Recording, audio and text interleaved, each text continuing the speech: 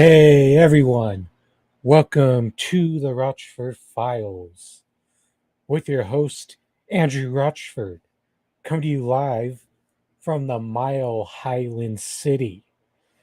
And this is the first year since I launched the channel back on May 10th of 2021. And no one, and this is live on YouTube, Twitch, and the Twitters.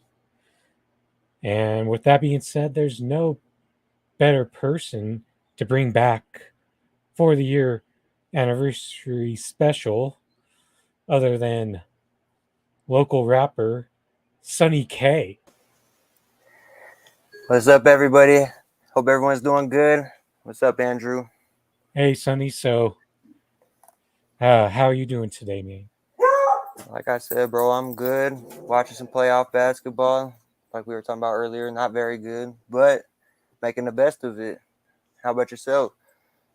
Uh, Not too bad.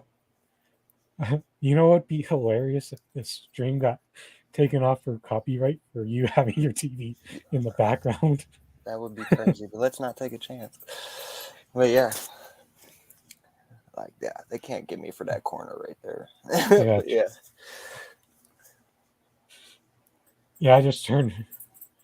Had to turn up my volume here, but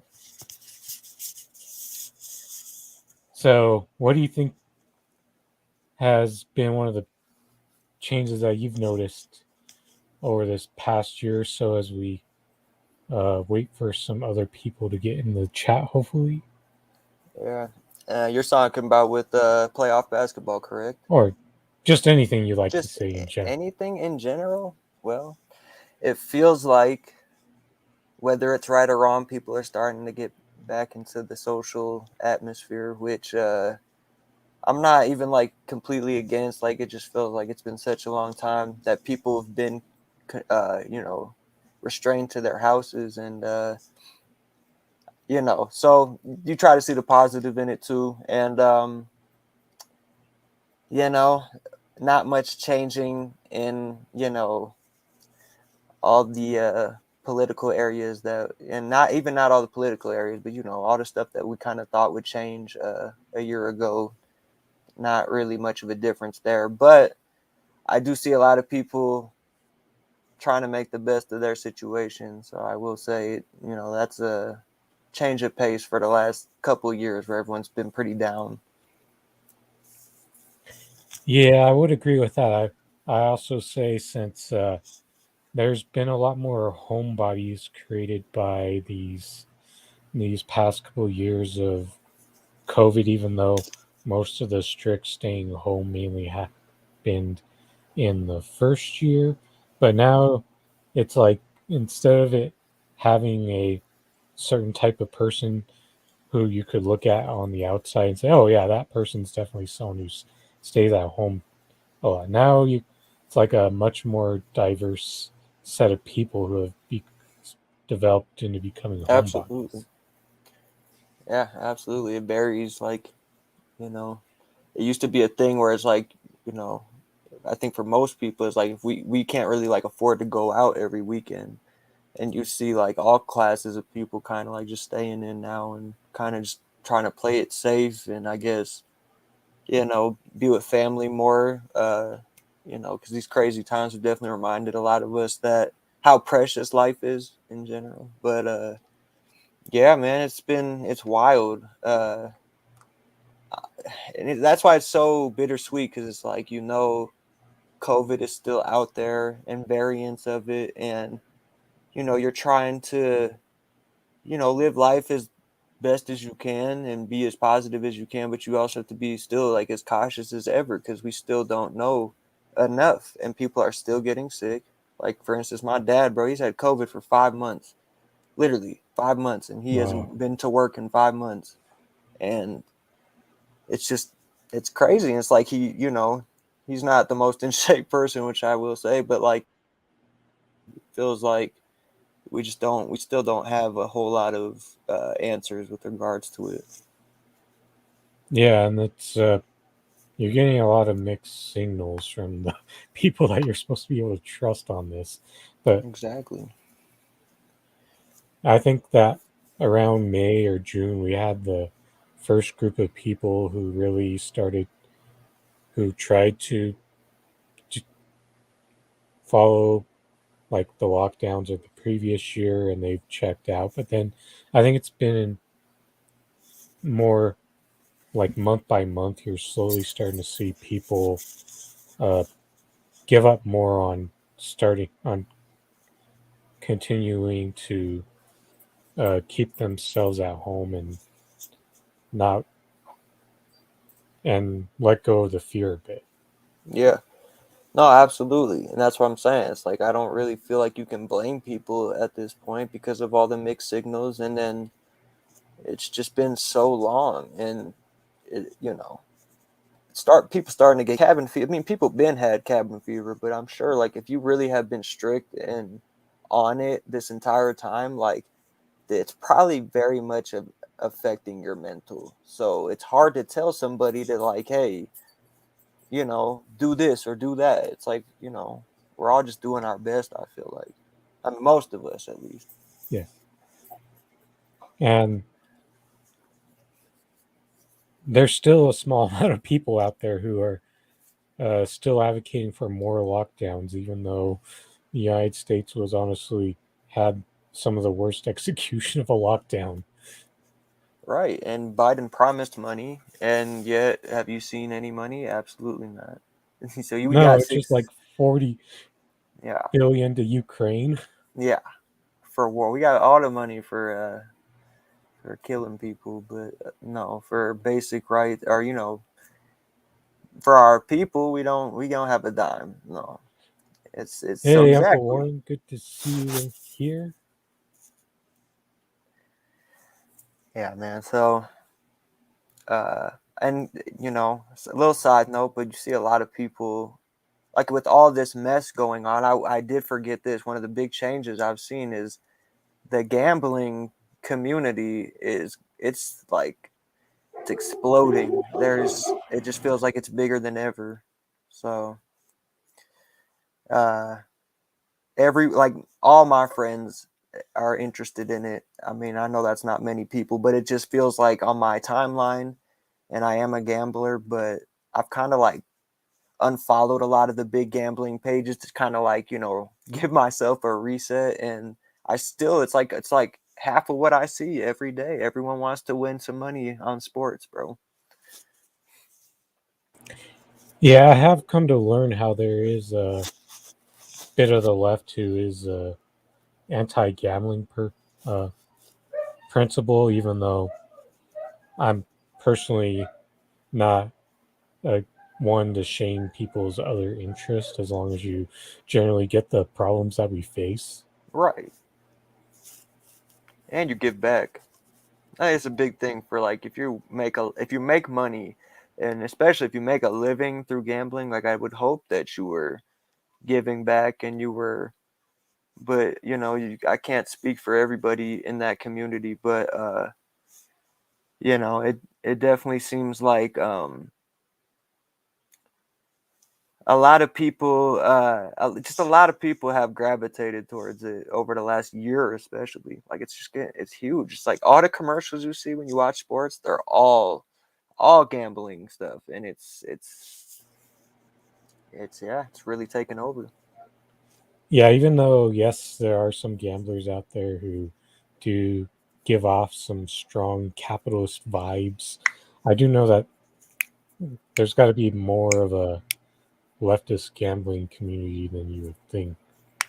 Absolutely, that's something that's very interesting that you mentioned that, because when I talked to one of my good friends after I had won a decent amount of money for the first time, it was kind of like weird to me. It's a strange feeling because it was like, you think about it, like when you're a real leftist and you're going for a lot of these, like a lot of these equality, you know, types of ideas. there might not even be gambling, like you're saying. Like it's really not, there might not be a house to win from, which is something that, I didn't really put together until I won, a decent amount of money. And it was weird to think about that. I was thinking of the trade off, like which one would I take? And obviously I would take equality, but it's like, damn, if that were to come without, and that would mean no house to take from for gambling, then that would be something I would have to sacrifice that I do enjoy doing. So it is a weird trade off.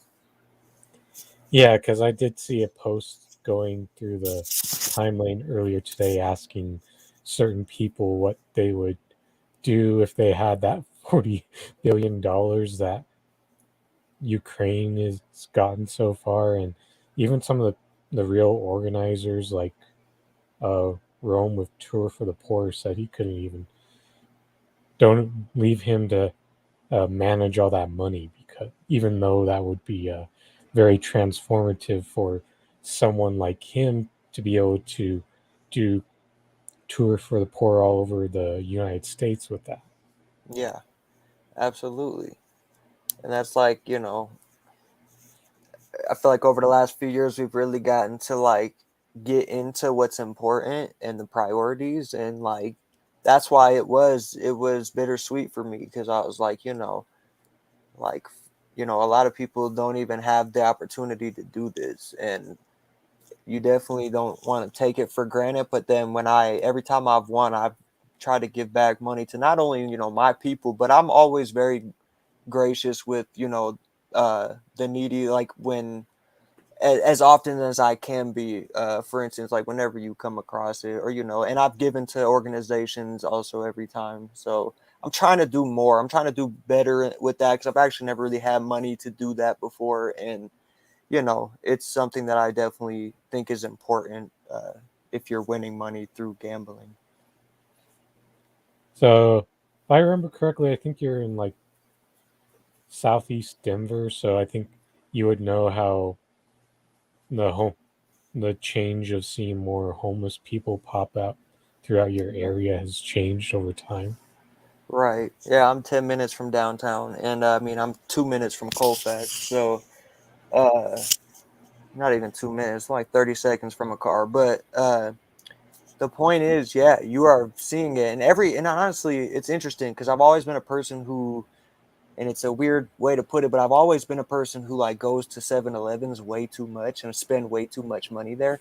But 10 years ago when I'd go, you'd help the occasional homeless person if you could. But it seems like today, every time you go, you're gonna see 3, 4, 5 homeless people at almost every 7-Eleven or any type of establishment that isn't too strict about their laws of being there. It's definitely noticeable, and I think if you don't notice, you're not really paying attention. Hey, homeless Scotty. How you doing, man? But yeah, I was like, because I do remember I used to live in like southeast Denver until like last April for like Yeah. 4 years, and I didn't. It's not as bad over there as in like the other side of southwest Denver, where it's Right. definitely some areas where it's gotten worse, and Right. we know it's just really the negative effects of what we've been through over these past 2 plus years. Right. And that's again another change. You see our city getting bigger. You see the nonstop construction. Obviously, the gentrification comes with that, and that Only obviously, apartments being built mainly, or new yeah, chain stuff. Like there's right. way more In and Out and Raising Canes over the past couple Good point. years. No, you're right. I saw that, and that's very interesting. You brought that up. I saw a post on Twitter yesterday about, or was it earlier today, about how we have all this money, like you said, not only for war, but it seems like every fast food restaurant by you that's survived over the last 15 years probably been remodeled 3, 4 times. And it's like we have money to do that every time, but we don't have money to go and help somebody who's starving, like right outside of that restaurant. Again, I feel like more people are recognizing like what our priorities really need to be in general and as a society. But um, yeah, and like you alluded to, it's obviously the homeless problem's much worse as you get towards downtown, as you were saying, and West Colfax, East Colfax, 30 blocks either way. Federal. Right, it's going to be exactly, it's going to be tough. And like you said, like Colorado to Federal, those areas like on Colfax or whatever, it's bad. It's obviously much worse in way bigger cities than ours. But again, that should make you only think more like, Jesus, like how bad is it in a place like Los Angeles? How bad is it in a place like Houston? How bad is it in a place like New York City? How bad is it in a place like Miami? Wherever. And it should concern you, because it could be any of us. You go through anything that is life changing, whether it's an injury, whether it's drug addiction, whether it's alcohol addiction, whether it's death in a family, whatever it may be, and you don't know where your luck could bring you. And that's why my entire life I've never been a person to turn my back on somebody who needs it, and because I would assume what they're like, how they got in that situation. That just doesn't seem right to me at all, when you see countless examples of how people got in there when it wasn't their fault. So that's where I'm at with a lot of that. And also, one thing that I think that a lot of people don't keep in mind is you're much closer to homelessness than you are to becoming the next millionaire, Thank even. you. Thank you. That's a great point. And it's funny because I do live in a suburban neighborhood. I live with and take care of my mom, and I hear gunshots every night, and it's a good way to put it, because it's like I'm 2 minutes from, like I said, Colfax, and even I live by 11th Avenue in Quebec. You come over here, and you're gonna witness and hear violence. As long as you're paying attention, if you're outside, obviously, but it's it's insane. You don't have to look far. You don't have to look hard, and it should concern a lot of us, a lot more of us than I think it really does.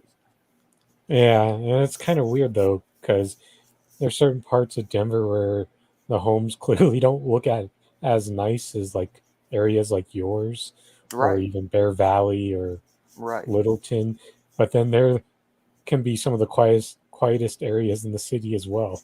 Exactly. And that's something my friend has been, very adamant about teaching me. It's like Denver, though it might be very separated, which it is, it's all so clustered and close together. And it's like, so anybody who's telling you they're not seeing it, it's like, again, I mean, it's possible they're not, but I would be skeptical, just because, like, again, you see it, you hear it, see it on the news, you read about it. Your friends might even, like, it's insane. Like, the 7-Eleven on Yosemite and 11th, 11th Avenue I referred to. It's a pretty active street right now for whatever reason.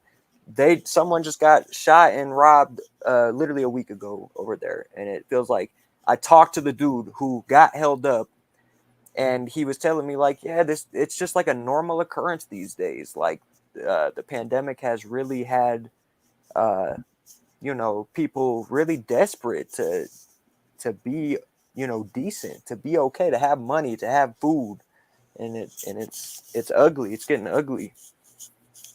Yeah, and you bring on to a good point about how some people still need that cognitive dissonance broken of the fact that it may feel illogical to them, but you're actually going to solve more crime by making sure people's material conditions are being met more than trying to add more police. It's just funny how that, like, why that would need to be said, but it does, and it's ridiculous. Like, no, let's not feed these people. Let's not house these people. Let's put more police in their neighborhoods and act like that's gonna make things better. All that does is create more crime, as we've seen time and time again. So it's like, And the police system is a grift in itself because they're obviously going to try to uh, charge more fees on the poor people for the petty crimes that they try to charge them with to meet their quota. Right. Exactly. And that's people think, it doesn't have to be a felony. Exactly. Exactly, Chris. It doesn't have to be a felony, and that's what makes it even more, you know, it's even more important because that affects the homeless people so much more. It could be anything. It could be a $50 ticket that turns into a jail sentence or whatever. And think about how many homeless people are mentally ill. Like it's not fair at all. And our cities take advantage of that. And we need to be tired of it. We need to be over that. If I remember correctly, I think it's like at least like 60 some percent of people do not have like $400 to spare for some random unexpected cost. Right. And that could really be like more like 80% or more these Yeah, days. absolutely. And again, that can be anything. That can be death. That could be, you know, being ill, being injured, you know.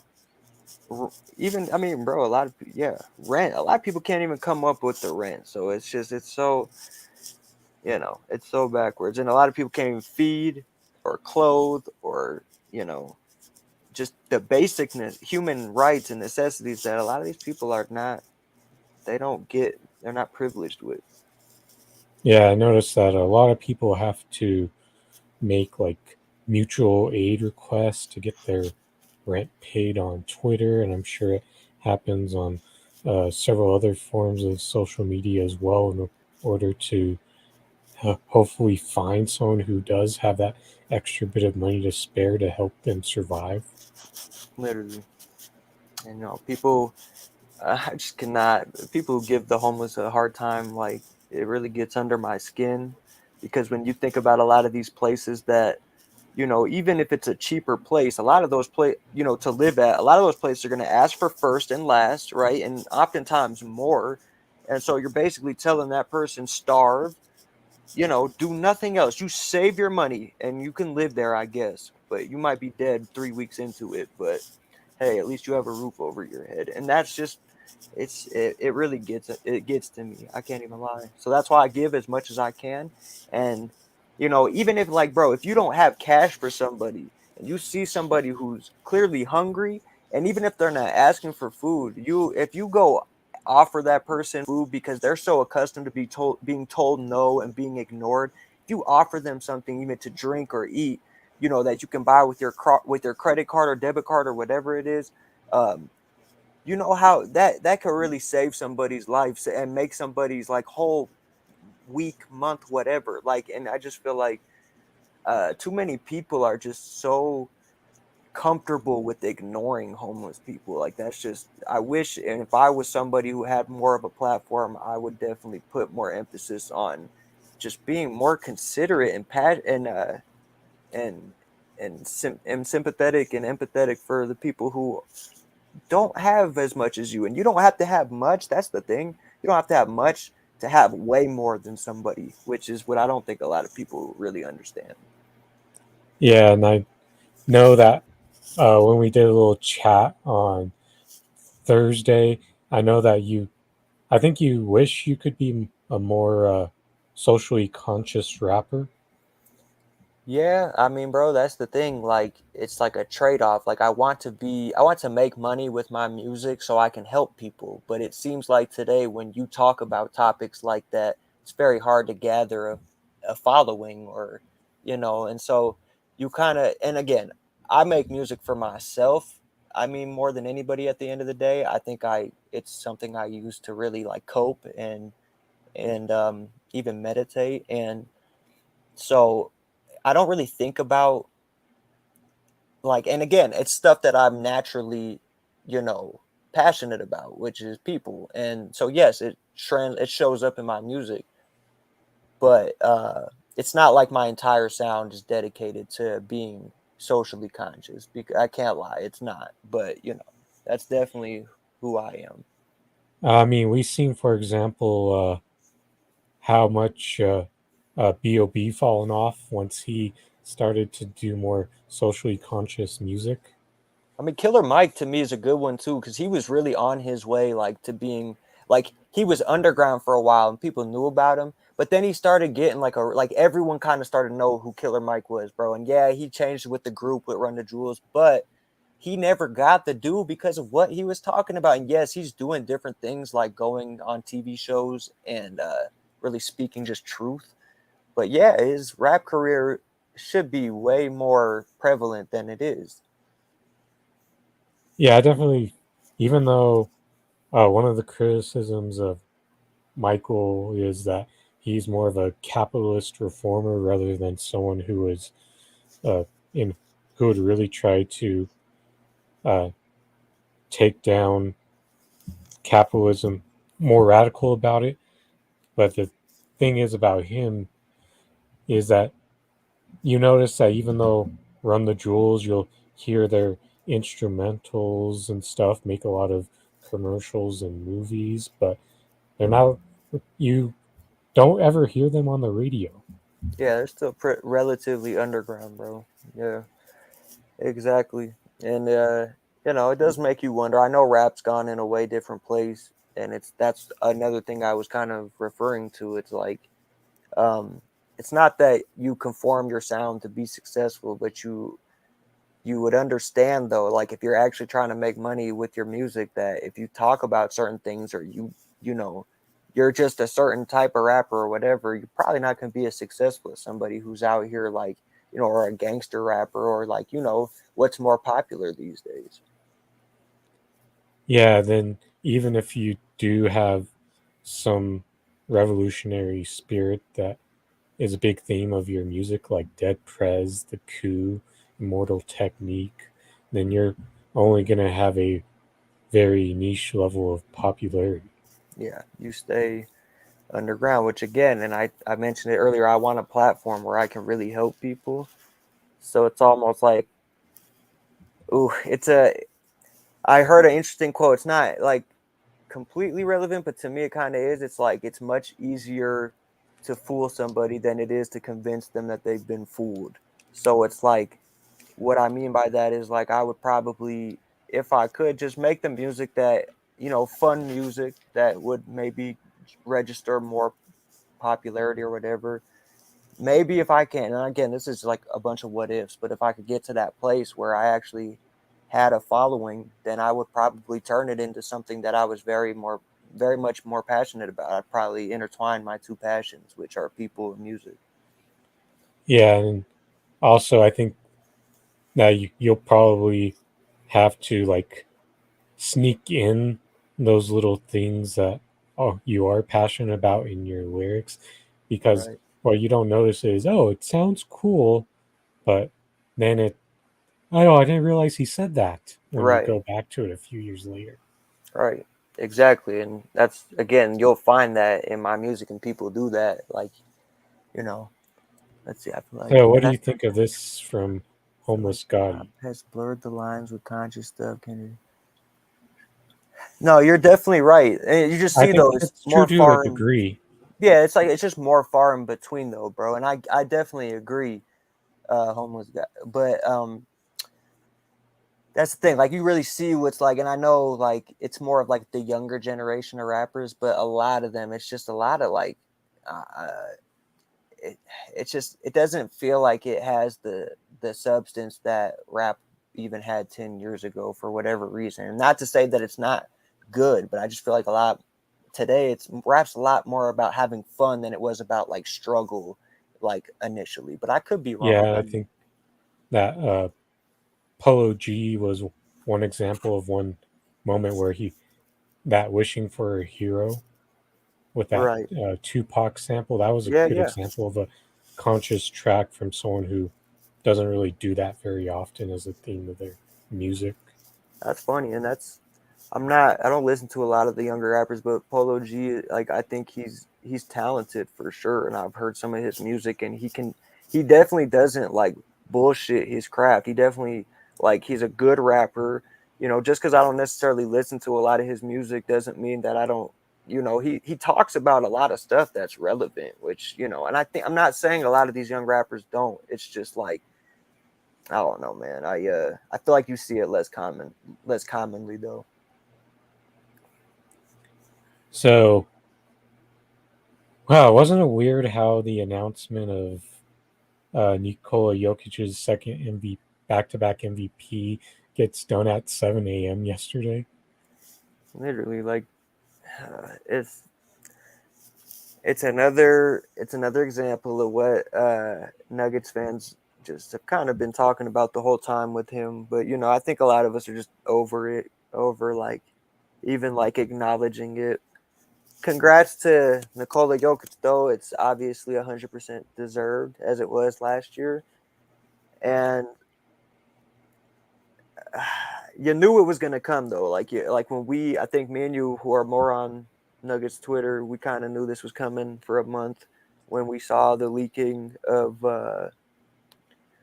of how the voters basically went, and a lot of it was for Nikola Jokic, and so you just knew, and it was funny. I know you probably saw what Tim Legler did a couple times, tweeting like he really expected Joel was gonna win it, and that's to me like, dang, I used to really like Tim Legler, and that to me was very weird and kind of unprofessional in a way. Yeah, Tim didn't seem to be that biased of a guy, but Yeah, thank you, Kelly. And if you got any random sports teeth to drop in the chat, like you did for that episode when I had Sai Lawson on, you should, and me and Sunny will react to it. absolutely. But But yeah, man. yeah, although for me, yeah, I think people are still in a conflict of what value they hold when it comes to the MVP award. Mhm. I'm personally more of I'm I'm a year by year type of guy. I don't Exactly. stick to the same criteria each year, even though I do have a leaning towards the guy who can carry the heaviest bag Yeah. rather than the person who has one of the three or four best records in the NBA. Right. But it should be year to year because the NBA changes year to year, and especially with the changes that they're trying to implement with some of this, I guess, creating your own foul, or if you will, like they tried 2 weeks very much into the season, but like it very quickly turned back into what we've been accustomed to watching, which is guys basically just trying to get fouls and fall and get fouls. But you're seeing in this playoffs that it's just like it changes so much, and what's important, and what works and what's actually valuable, it changes every year depending on matchups too. Like, and that's the thing, like in the NBA, you could argue a lot of times the two best teams don't get to the finals every year. So I just feel like it's a very like it's a complex conversation, which is why it persists as long as it does. you know, like you said, when a guy has two of his best players out and he carries that team to 2 wins less than the guy who supposedly was supposed to win it, who had his whole team the entire year, and who I'm referring to as Giannis, because really I would have given it to Giannis over Joel. But exactly, how do you give it to Giannis over Yoke when he gets 2 more wins than this dude? And it's not a playoff award, so I don't want to hear how who's left and who's not, because this man's next best scorer had 15. This man Giannis had two guys who are at least scoring 18 points a game. One, Chris Middleton, who averages around 22, 23. I don't want to hear it for 1 second. Context matters. Yeah, and also the fact that when it came to Joel Embiid, even though he did miss Ben Simmons for 2/3 of the season, his second and third best players that he had available were still better than what Jokic had to work with for a whole season, Yep. Tyrese minus nine Maxey, games. right. And honestly, those 9 games, he averaged like 9 points. So it's not the best argument for the other side. So Tyrese Maxey in his second year is averaging like close to 19 points a game, and you see how good this kid is in the playoffs. Like legit, he's going to be a legit player, possibly be an all-star one day. And Tobias Harris, who's still a very solid player, regardless if he's on the worst contract in basketball, is still better than Aaron Gordon, who is our second best player this year. So, uh, Yeah, don't forget Will Barton as well, who I consider to be a bit of a disappointment because I feel like he should have been able to elevate his play given the amount of guys that were out. But at the same time, I think his trajectory for his ceiling really dropped from that moment that he had that torn labrum back in 2018. no, exactly. I don't think he's ever truly been the same after that. Two, like, yes, I get what people are saying about that because of the opportunity and the chances. And yeah, he played still like 60 something games this year, I think. But again, in a perfect world for the Nuggets, he could even possibly be a bench option if Bones is eventually who we think he is, which I think he might already be. And exactly. So I get it. If people are over Will and they want to move on, I get it. If you want to keep Will because you think he'd fit nicely with the other pieces that we're supposed to have, I get it. And he's a real nugget, bro. Like he's been here longer than almost anybody on this roster, and it's funny when that type of stuff matters and when it doesn't. Like Gary Harris could stink it up every game for 2 years, and people, we're still hesitant to trade him for Aaron Gordon, which I get. They're different players, but it's like, you know, I don't think Will deserves half half the hate he gets. But I'd love to prove it with a season of being healthy, so that he could just do what he needs to do, which is score like 10, 15 points a night. Yeah, and I think that you only got to see that 8 game sample of it. But back to that MVP voting thing, I just think for the voter standpoint, it doesn't appeal to them anymore to just select the best player on a relatively balanced team, like the Utah Jazz were last year, the Right. Oh, Phoenix Suns, right. the Miami Heat. Those are 3 examples of teams where they could have tried to push a MVP winner for more, but the big basketball media really only wanted to do it when they feared that the voters were leaning too hard into Nikola Jokic twice in a row. Right. Right. Last year was Chris Paul, then this year you had some people make a late push for Devin Booker. No, no, exactly. And well, and I don't, and that's why I say though the league is changing, because up until Giannis won it the second year, I believe, a player who's averaged 25, 5 and 5, and their team has been the best in the conference, they've won it every year up until Chris Middleton 2 years ago, and now Devin Booker this year, because the league's changing, and that's because nobody thought people were going to break Wilt's records. Nobody thought people were going to break a lot of those records, and then do it while being efficient. Not only that, but like and have a winning team, and be not the best player in the league, which Nikola Jokic is arguably. So that's why I've said that, because the league changes every year. So when a guy comes in and does something that's that unordinary, you kind of have to ignore what the typical voting has been, if you get what I mean. So, who do you think has had a bigger fall from grace from being a near consensus top 5 guy?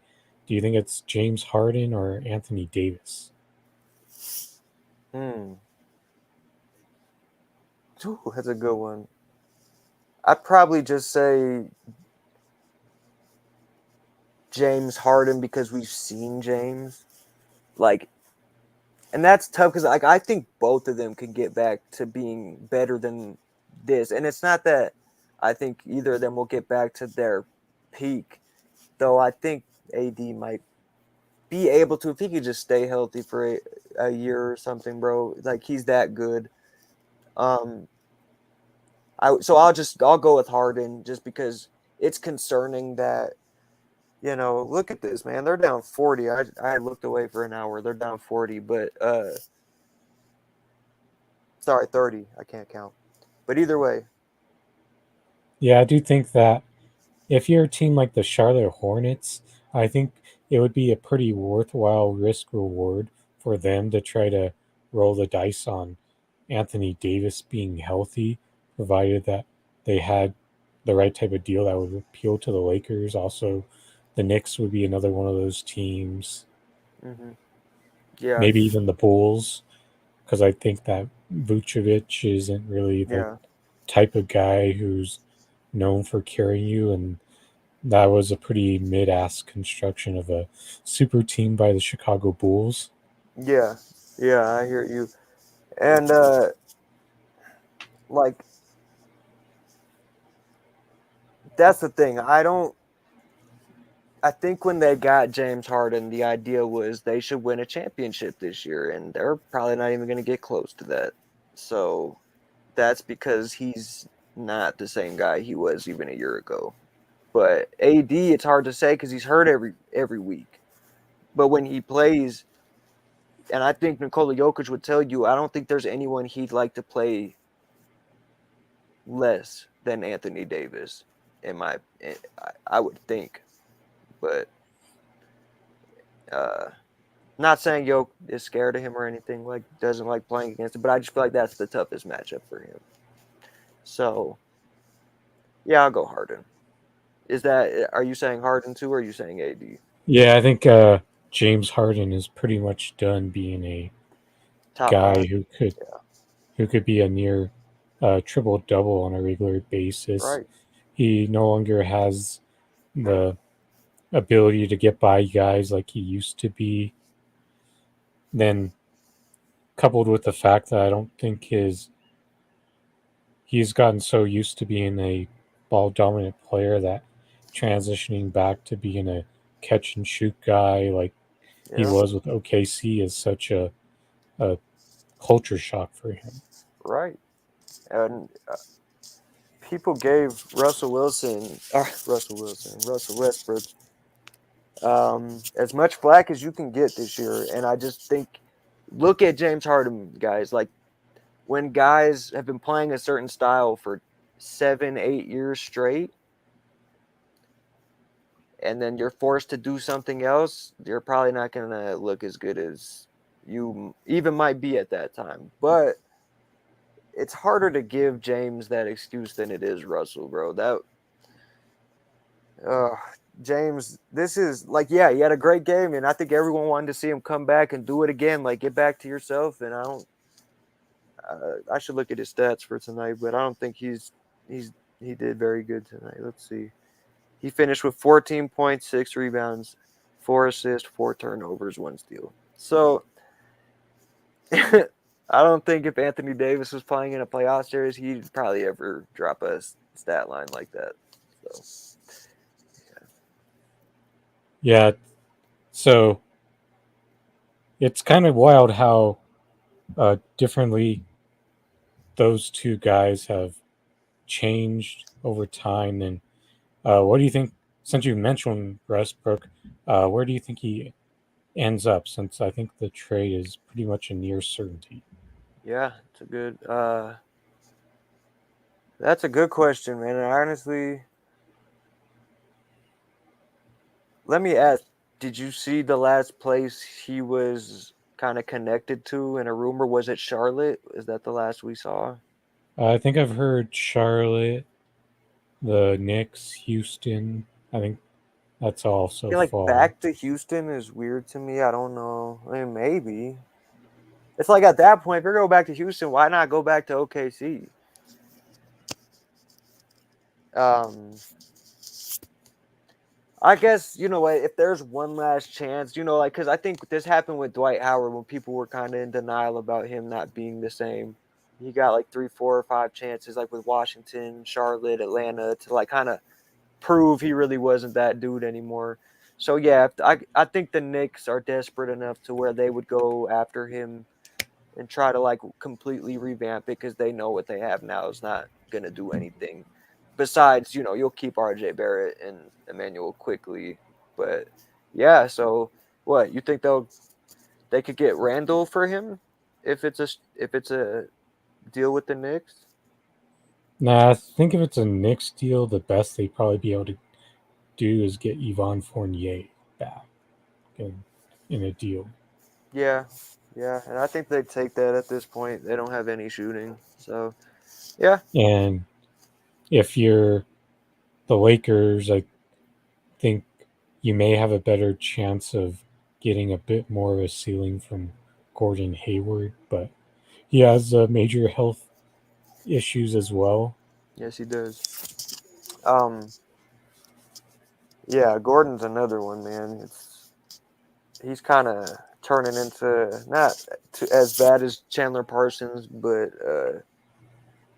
it's not looking great for him right now. But he already got a ton of money. I don't think he really cares. So, uh, I have a basketball question for you though.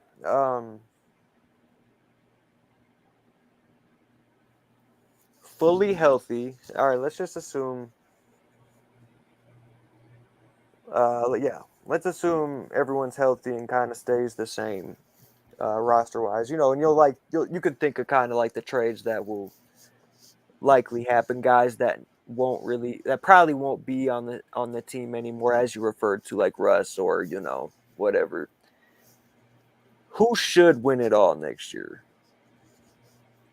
Um, see, I don't. I think that I think the Bucks will be definitely one team in the mix. Hmm. I'm on the fence about Brooklyn just because we don't know about how Ben Simmons is going to fit in with them and Yep. how he'll be put into the offense in order to be successful because I think he's going to have to get used to playing without the ball way more than he ever did when he was in Philadelphia. Right. Then when you look at Miami, I just think they are what they are. Hmm. And unless Tyler Hero takes another big leap, I don't think they're going to get much better. Yeah, I hear you. They look scary right now though. If I will say, I didn't expect them to incorporate Victor as much as they have, and he looks pretty decent, to be honest with you. I know he's not shooting great, but the defense is there. I think the bounce is there. Um, Maybe if they can get him actually healthy. I know the injuries, it's a tough thing, but if they can keep him, healthy for a couple years, they could. I think they're scary, bro. I really do. But you're right. They probably are what they are, but they're scary. So and Tyler probably will. It's not that I think he'll get like super like a whole lot better, but like he'll probably get smarter and he'll become a better defender and he'll be able to help them in areas that they will probably need to get over the hump. But yeah, you know what? All right. So who in the West? Who do you think in the West then? Oh, yeah, then I have to mention Boston Oh, okay.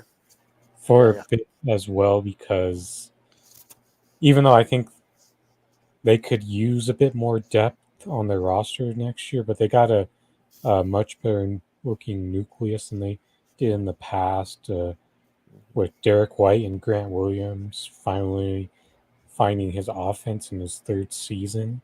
Hmm.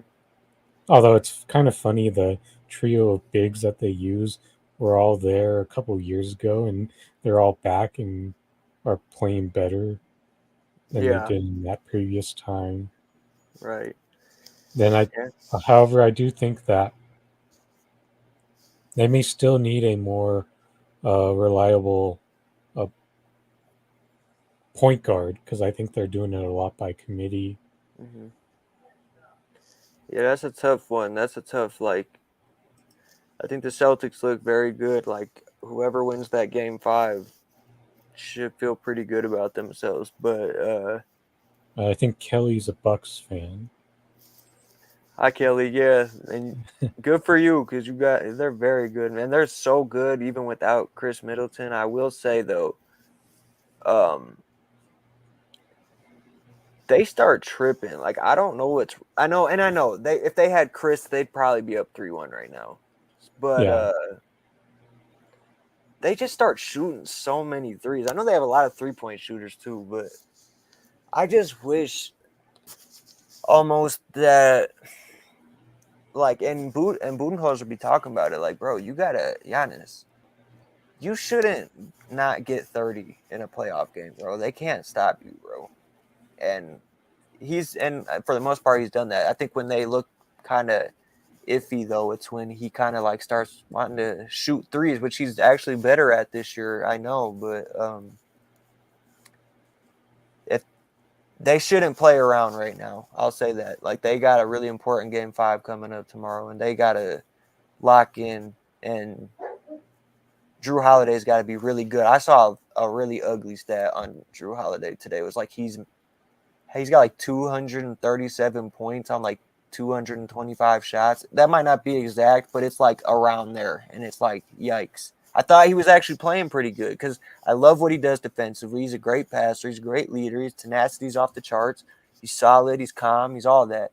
But I was like, I saw that. And I was like, Jesus, that's bad. And they're still tied 2-2. So that's how good they are. It's crazy. yeah, and don't forget that you would like a player to at least be at like 1.4, 1.5 Right. points per field goals you attempt, Yeah.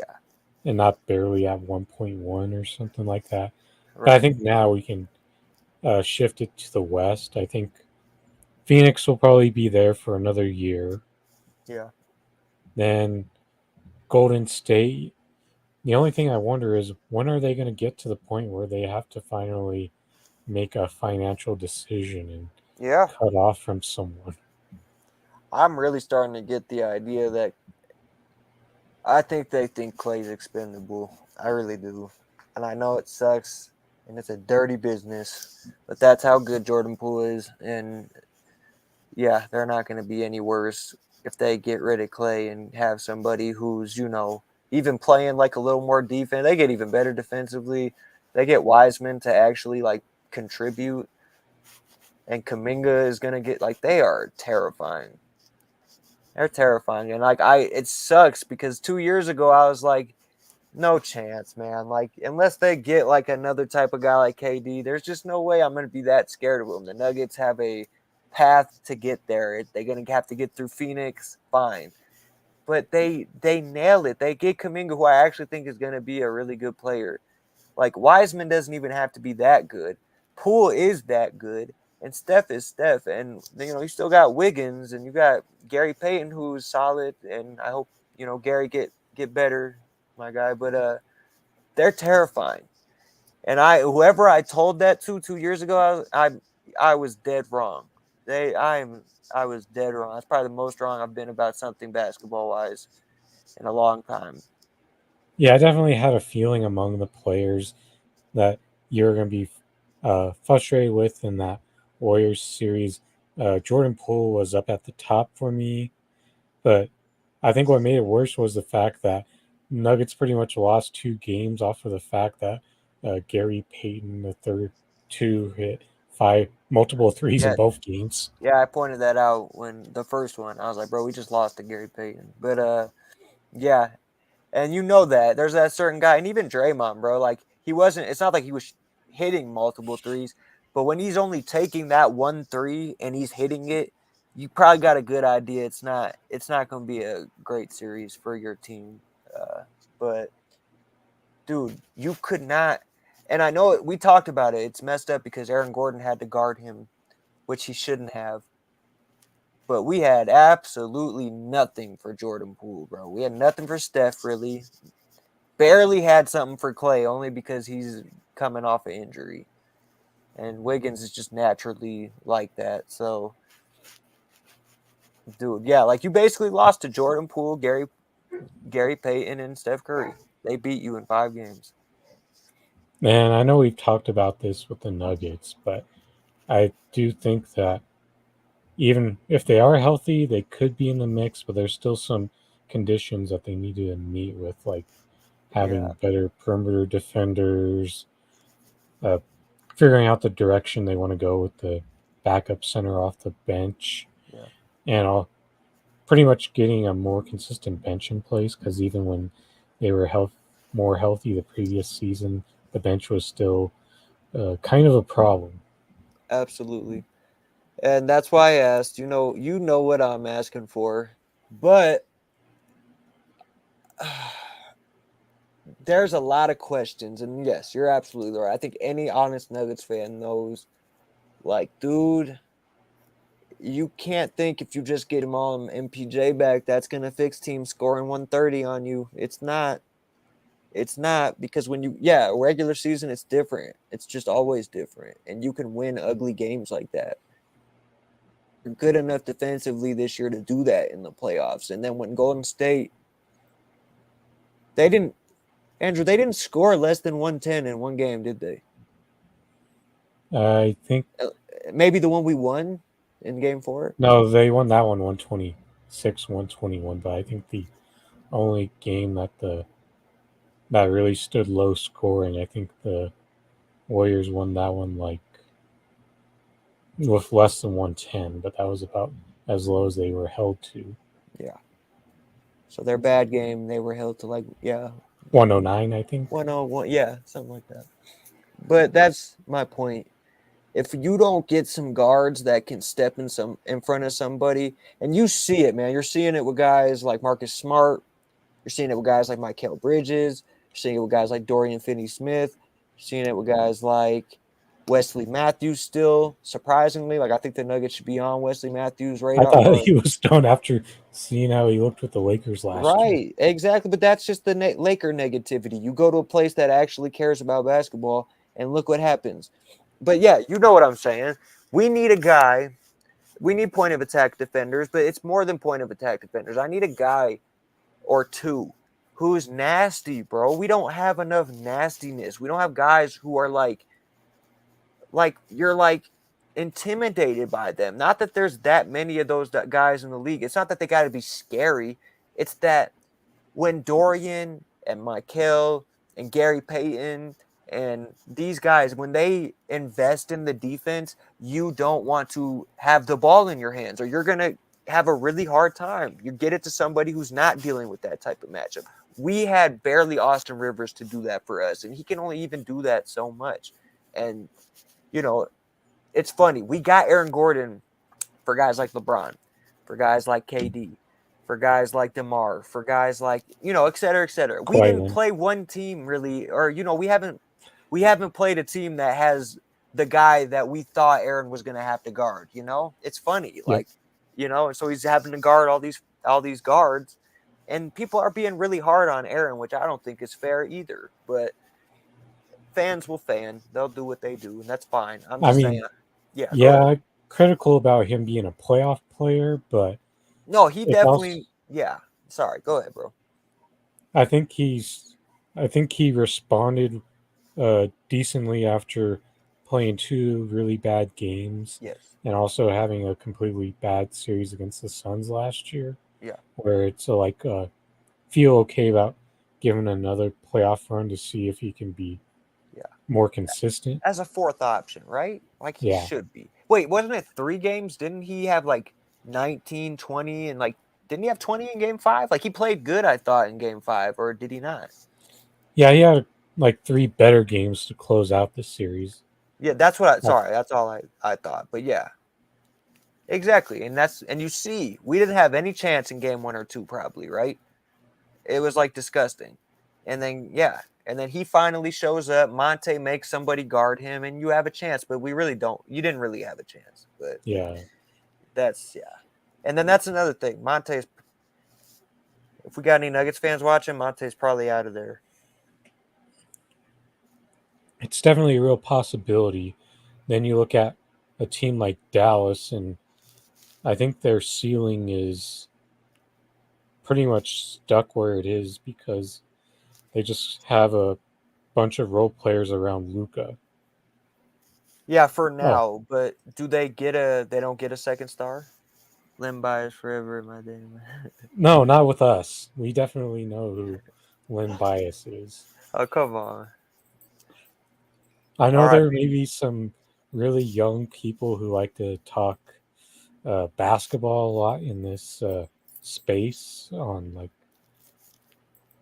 YouTube and Twitch and stuff, but no, we've been around to know who some of these older guys from the 90s and 80s are. Well, he had a documentary recently, didn't he? Yes. Like, yeah, exactly. So he's a legend, though. So R.I.P. Man. He didn't play one game, right? Yeah, That's what we that never was. got to see what he could be Right. in the NBA. Exactly. R.I.P. Straight legend. Um. Yeah, man. Who's that kid that was the Chicago legend, the Chicago high school legend that we never got to see? Do you know who I'm talking about? I think it was Uh, like early 2000s. I'm not sure about that one Yeah, because sorry. That's just what I think of when I think of guys who didn't get to actually be good. But he was supposed to be like ridiculous. And a side note, another guy, Russell Westbrook's best friend in high school who got killed was supposed to be disgusting. Like he was nasty, like really good, 6'8", could dribble, shoot, all that. And Russell talks about it like he was probably going to be better than Russell. And yeah, it's crazy those types of and situations. when you mentioned Chicago, you just had me uh, thinking about Hoop Dreams. Yeah, no, that yeah. Watch that. Okay, that's funny you mentioned that, Andrew. That I have HBO. Just like it's really, I don't really watch Netflix or any of that, but I'll watch the what comes on HBO on like TV. Right. Yeah. Exactly. Legend. But yeah, bro. So that Hoop Dreams comes on once a week. Yeah, I literally watch it. Like I'll watch it when I have to, like once every month. But yeah, it's uh, who was the dude? Who was the dude who went to the public school? Arthur. What was his name? AG. Arthur Agee. He was good, man. Like he was good. That's a good. It's definitely a good documentary. Then we finally got to see the trailer for the Adam Sandler Yeah. Hustle with Juancho Hernan Yeah. Gomez. Exactly.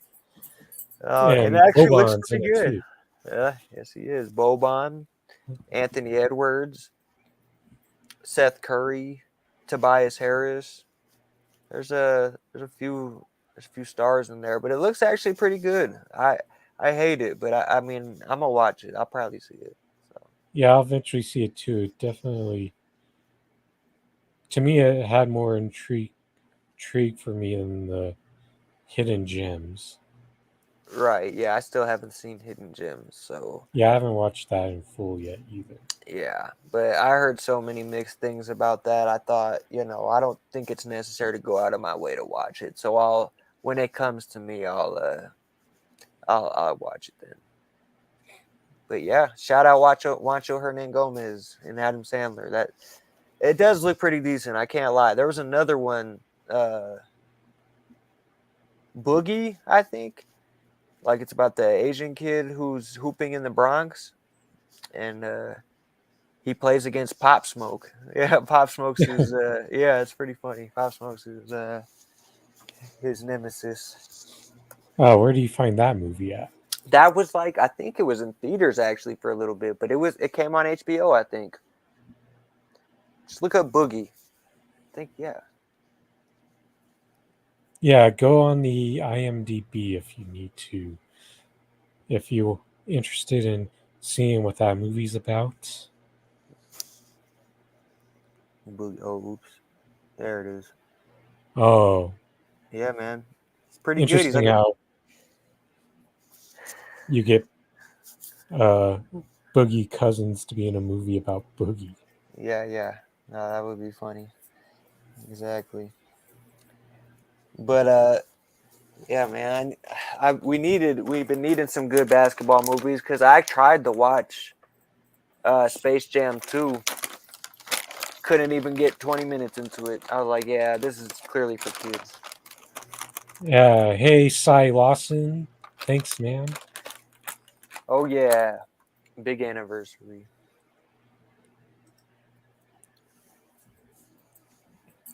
So not much going on here. Just BSing with BSing this way through the stream before we get into things get a bit more serious on Thursday when I'm supposed to have Size co-host of the Political Matrix, Marcus Cage on.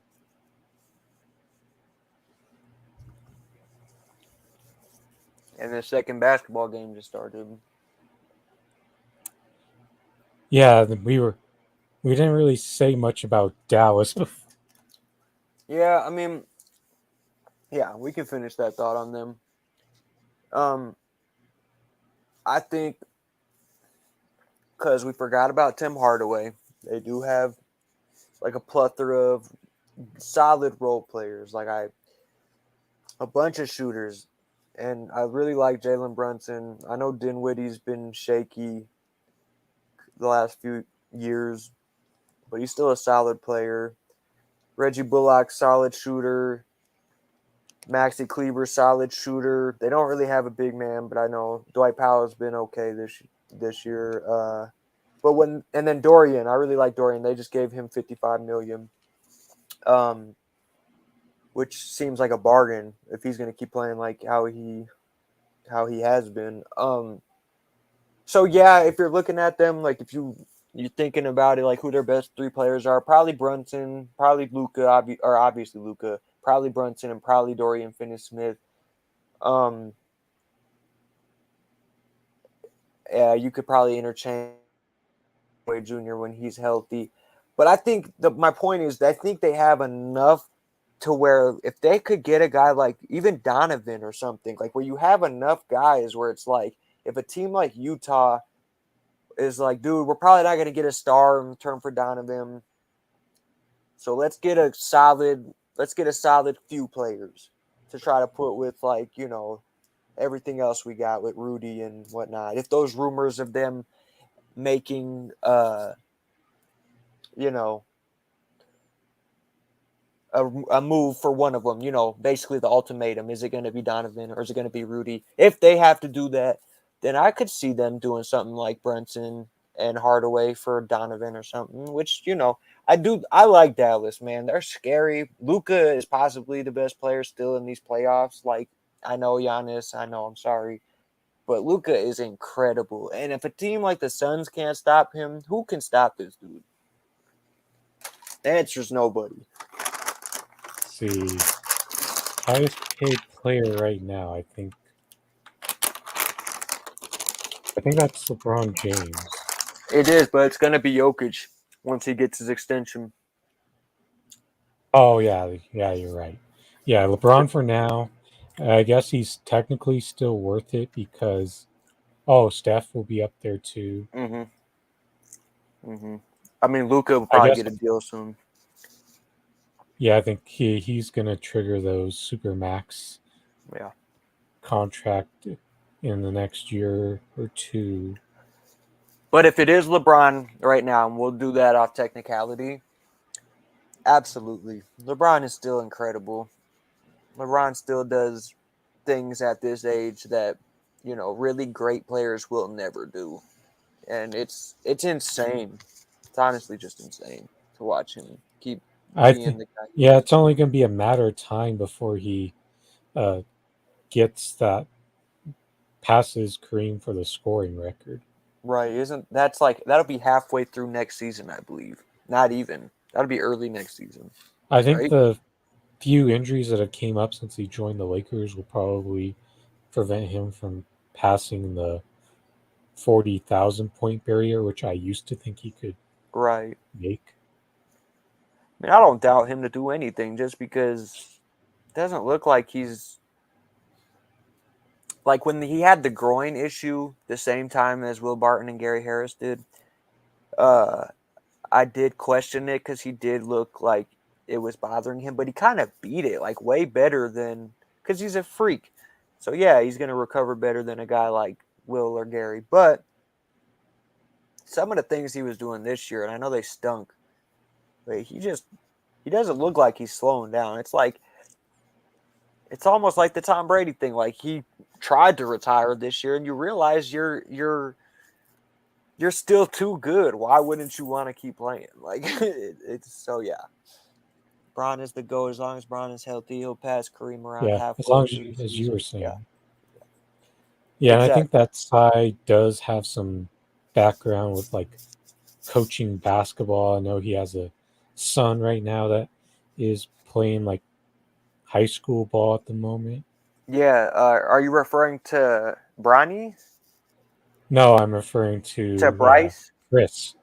Right, To right. Chris, the guy who just left a comment. Oh. Gotcha. Awesome. So, from the little bit I've asked him, he does sound like he knows ball. Well, that's always a positive. We need more ball And he knowing was people. actually one of the few people who wasn't as high on Boston as others. And I, it's like, and it had me regretting the take a bit. I mean, are you saying like before the playoffs started or like before the Before that series series started? Yeah, started, yeah. after nearly a couple weeks ago, after the show we had. Right. Yeah, dude.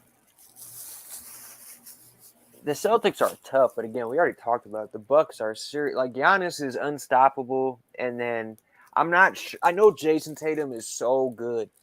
I don't know if he's unstoppable yet, though. I don't know if he's unstoppable. So that's kind of I think the difference to me because they have both have very good supporting cast. Giannis is too good, man, and like to be tied with Boston right now without Chris Middleton, it's kind of ridiculous, considering that's probably the toughest matchup they'll have in the East.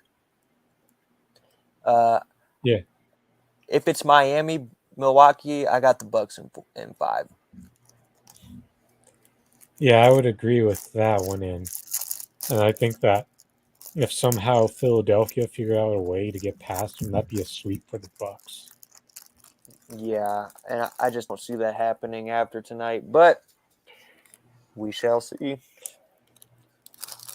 But yeah, you're right.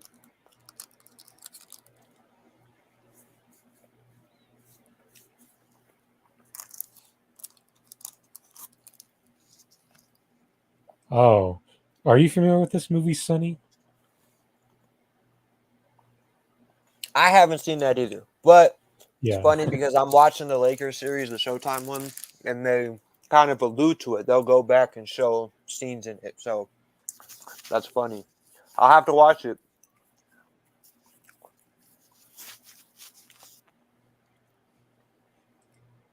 What year did that come out?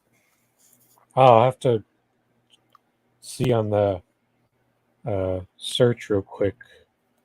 Oh, you're good. I was asking him to see if he knew. Maybe he'll tell us.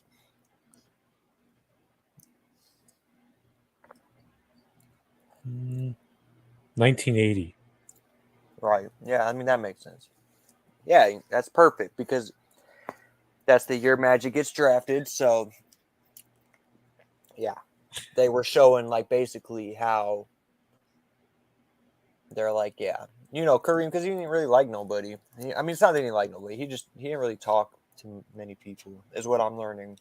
Very Hi, Variant. Good to see you're here in the chat tonight. high variant.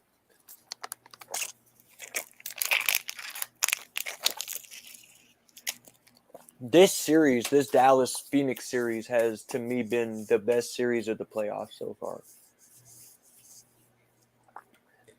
Yeah, it's probably the closest to a decent series that we'll get with this, just because it Yeah.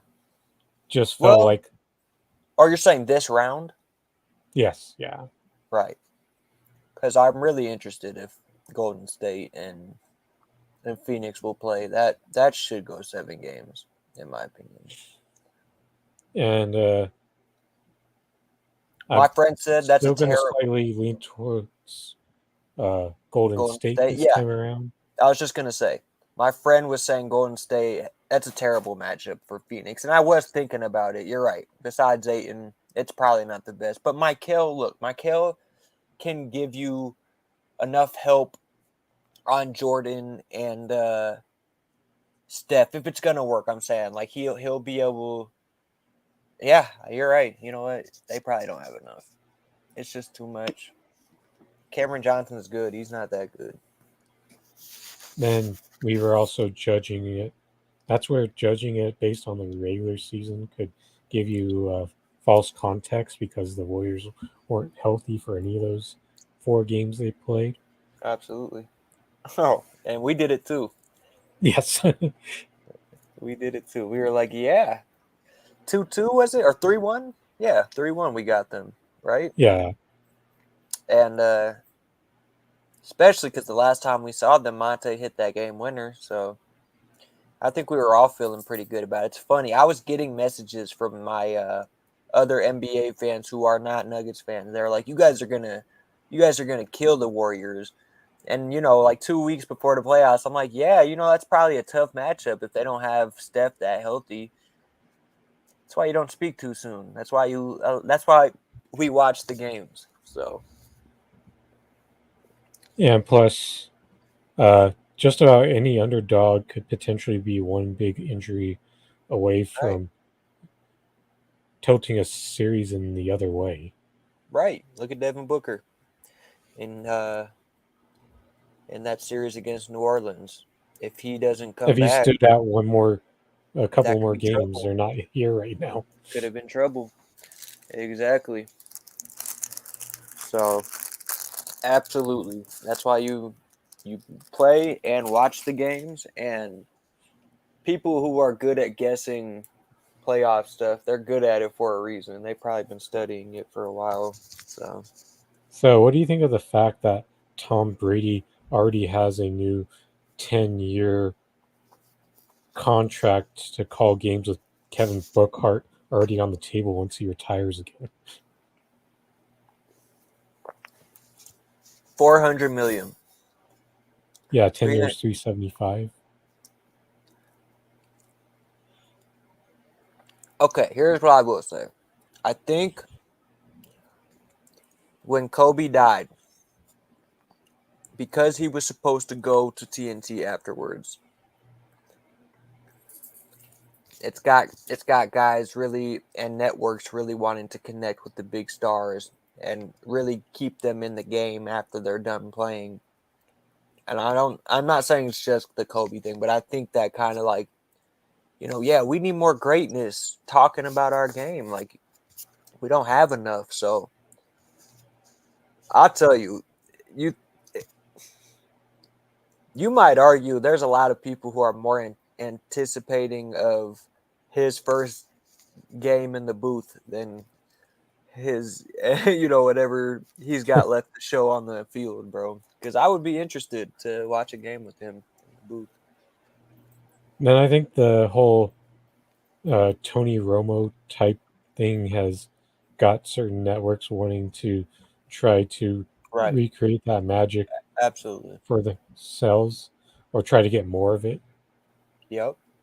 And a big change too, because Joe and uh and Troy, they go to ESPN, and that's huge. That's like, I don't like them, but that's huge. I mean, I don't not like Troy, I guess, but I'm not a big Joe Buck guy. But Yeah, I've never been that way either, even though he's less bad than he used to be.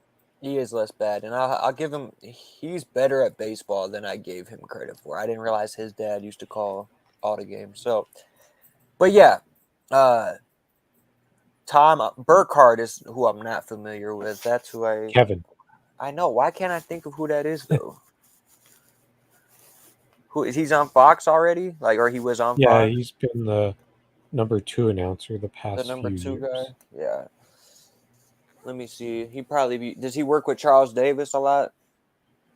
Is that who Yeah, I I'm think thinking he of? did that a lot last year. Yeah. But then first his first broadcast partner I think was Moose Johnson, Oh, right, Burkhardt. He does it all too. He'll do baseball too. So yeah. but he's mainly relegated to studio duties for Right. baseball. Exactly. That's who I know him from. Okay. Yeah, he's good. He's good. But yeah, Since so and then the bigger yeah, change was the sorry, I was just saying the World Series. Joe Davis, the Dodgers announcer, he's doing the World Series now. So, and I love him. Joe Davis to me probably as good of an announcer as it gets. So I'm not really a big fan of Joe Davis. I love him, man. I He I knows the think he bat. does have that uh that sense of like big market type arrogance in the. Yeah, I mean, in a way, you're right. But I like how when he does games, like, I mean, maybe I'm biased because he'll do Rockies games, and I know he's in the division, so like he kind of knows. But I feel like when I see him calling for smaller clubs, his bias like isn't he's when he does national games for the Dodgers, he kind of like he has to be balanced, but I've always just felt he was very good at knowing stuff about the other team that he didn't necessarily have to know. Like that's kind of, and I don't know, he keeps it exciting. I'm a Joe Davis guy. I don't know. Maybe that's because I've watched too many Dodgers games because my friends are Dodgers fans, but he's good. He seems like he cares about the game. He's enthusiastic about it without being annoying like the Hornets announcer. Yeah, what's funny about when you bring up the random stuff that like a Vince Scully used to bring up in his broadcast, Hmm. that stuff would get you called a stalker for revealing these days. Yeah, right. Yeah, Vin's a legend, man. But yeah, also, and that's fine. There's been a lot of like announcer news, but Kevin Harlan's also doing the Eastern Conference or Western Conference Finals, whichever one it is, and that was Marv Albert all the way up until last year. So good for good for. You would think that Harlan's been doing it though for way longer. I love Harlan. I feel like he's always Yeah, been I one of think the the goats. one thing that's disappointing about the NBA, in my opinion, is the fact that Turner doesn't have the. They haven't worked out a deal to where Turner gets their turn to call the NBA Finals every other year. Yeah, that would definitely be interesting. And I know people with how much they like inside the NBA, that's probably definitely what people would want. I don't Then think you, anyone even likes ESPN watching the ABC, any of that stuff. It's just boring. then maybe CBS would have a few of those games if Turner had their every other year to call the finals. Oh, that is a good point. Yeah, they do on that. Yeah. So yeah, it could definitely be up there. But then it's like, what does TNT get the Super Bowl one day? It's like I don't know, but you know, uh, Uh, I'm surprised the Super Bowl hasn't done that type of uh, March Madness type of where they second get and third yeah, different broadcast type things. right. I think that Peyton and Eli was a success though. They might keep trying it and then see like other variations of it, like you said. But I'm But I surprised know I that don't want anything to do with the A Rod and K broadcast thing that they're trying now. But I think it's because ESPN knows that hardly anyone watches Sunday Night Baseball because you only get like the same 6 to 8 teams every year for the majority of the games. yep, pretty much. Yeah. I like my brother who's here now. He's not a big A Rod guy either, but I don't know. A Rod, he again. I tend to like people who are enthusiastic about the game, any game, what they call, what they love, what they played. So I try to be nice and give them the benefit of the doubt, but yeah, they're pretty boring, man. I'm telling you, the ESPN, they got to figure out their halftime shows and stuff because they're just snooze fest. Yeah, I think just going all plain and vanilla isn't a good way to go on that. No, not at all. And it's not to say that inside the NBA is what it used to be because it's not, but they're entertaining at the very least. So, you know. And at the end of the day, it doesn't really matter what you're saying if the audience is asleep, so or not watching.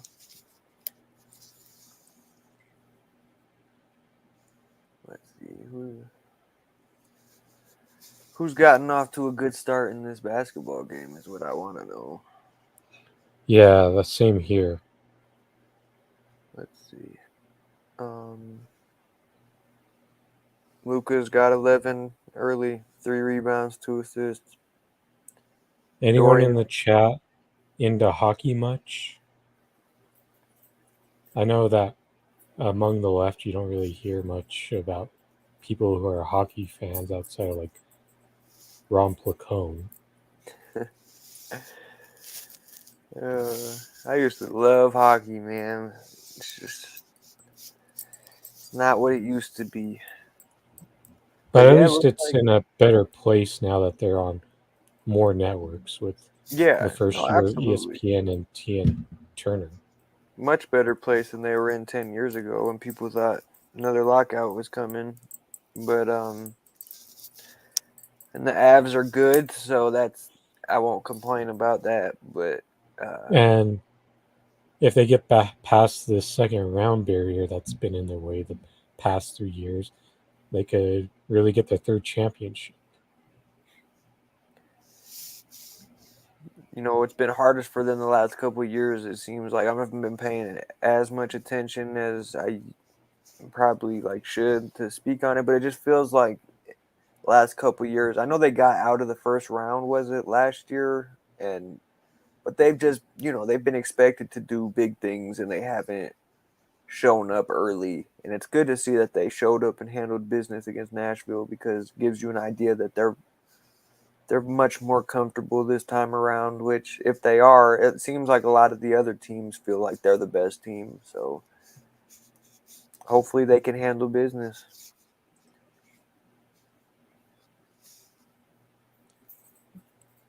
So I'm guessing Kelly used to be a Blackhawks fan, or she's been down on them the past few years after their nice run the last Right. decade. 3 ships in 10 years. You gotta know some downtime's coming. My Yes, dad's a Blackhawks fan as well, so I understand it. But it's like if it's like San Francisco Giants fans being upset the last few years. It's just come on, man. You guys ran it for so long. You guys will be and back, I'm sure. that's why Laker fans are insufferable. Though they're like Right. they just can't get enough, in the way that they act like they're Entitled to a ship 1 year every of year. being bad is the Yeah. worst oppression among any other teams. Yeah, it sounds like entitlement. They think like they should win it every other year or it's not. That's not Laker basketball. It's crazy. But, you know, what you gonna do about them? Nothing.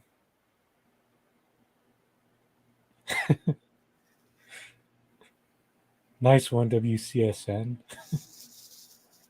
You can legally punch each other. It's great for dinner. Yes, but that's what I refer to. Back in the day, hockey was so much more physical. The rivalries were so much more like they mattered. Like the Red Wings Avs back in the day, even if I was a kid, like it was everything and you felt it. Like you felt the camaraderie and the passion. And it's like, yes, hockey is fun now and that's where I'd be feeling bad because it's like people are like, so you want them to go back to basically the bully era where guys were getting just destroyed. Yes and no. It's like, yes, I miss how hockey used to be, but no, of course I don't like situations like Paul Kariya where, you know, a great player gets their entire career taken from them by just getting the shit kicked out of them basically year after year. That's not what I'm talking about. But the skills era is missing a certain passion. It's missing a certain rah rah that it just hasn't had for to me for just too long. And I think Kelly wants to get you started on ranting on the Bears. no, she doesn't want that. She doesn't want that. And you know what, Kelly, the Bears management is to the point where you need to start ignoring them. Rangers hockey delicacy, but I will say this about the Bears. I gotta give this new management a chance. The McCaskies, they kill me, but I need to be fair to Justin Fields. I need to give him a chance. If they mess this up, if they screw Justin Fields up, which hey, it could have already happened with Matt Nagy. 1 year of Matt Nagy might do that to somebody. It's hard to stick around for it. I understand, but I'm trying to be optimistic. And a couple of my Bears fans who are in similar boats as me, they're tired of it, so tired of it. Trying to be optimistic about Ryan Poles, former offensive lineman. You'd hope that he would fix things and have proper priorities. But it's hard to rely on it. It's hard to depend on it. It's hard to be optimistic about it. So, Kelly, I feel you. This even dates me a bit because this game was on the original Nintendo, and I first started to play on the Super Nintendo. Yeah, I don't think I ever played Blade This Duel. I think. Let me go see if I'm familiar. I could be. I was a big Nintendo 64 guys. I wasn't a. Yeah, I was 64, not the other one.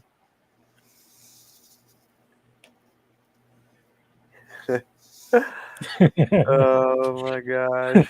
The thing is, Kelly, when you're a franchise like the Bears, whose best quarterback was Jim McMahon, I mean, in a lot of categories still to this day. Well, now that they're mostly Jay Cutler,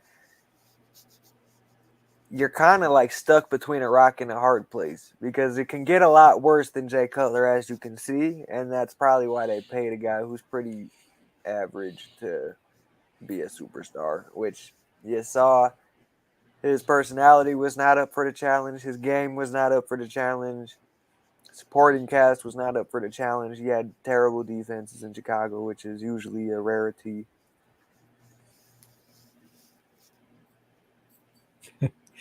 Yeah, you know what? Jay is something. Go, don't call him. Yeah. Oh my gosh. That's Orioles, I assume, right? Yes, Oh right. Yeah, sorry. I do know a couple Oriole fans on the left. Yeah, I no Orioles fans, but my best friend's a Ravens fan, so and it's not even. I know that's not even close to the same thing. I feel really bad for all Baltimore Orioles fans. That can't be easy being in the Yankees and Red Sox division, and now looks like the Blue Jays are going to be good for 15 years. So good luck with that.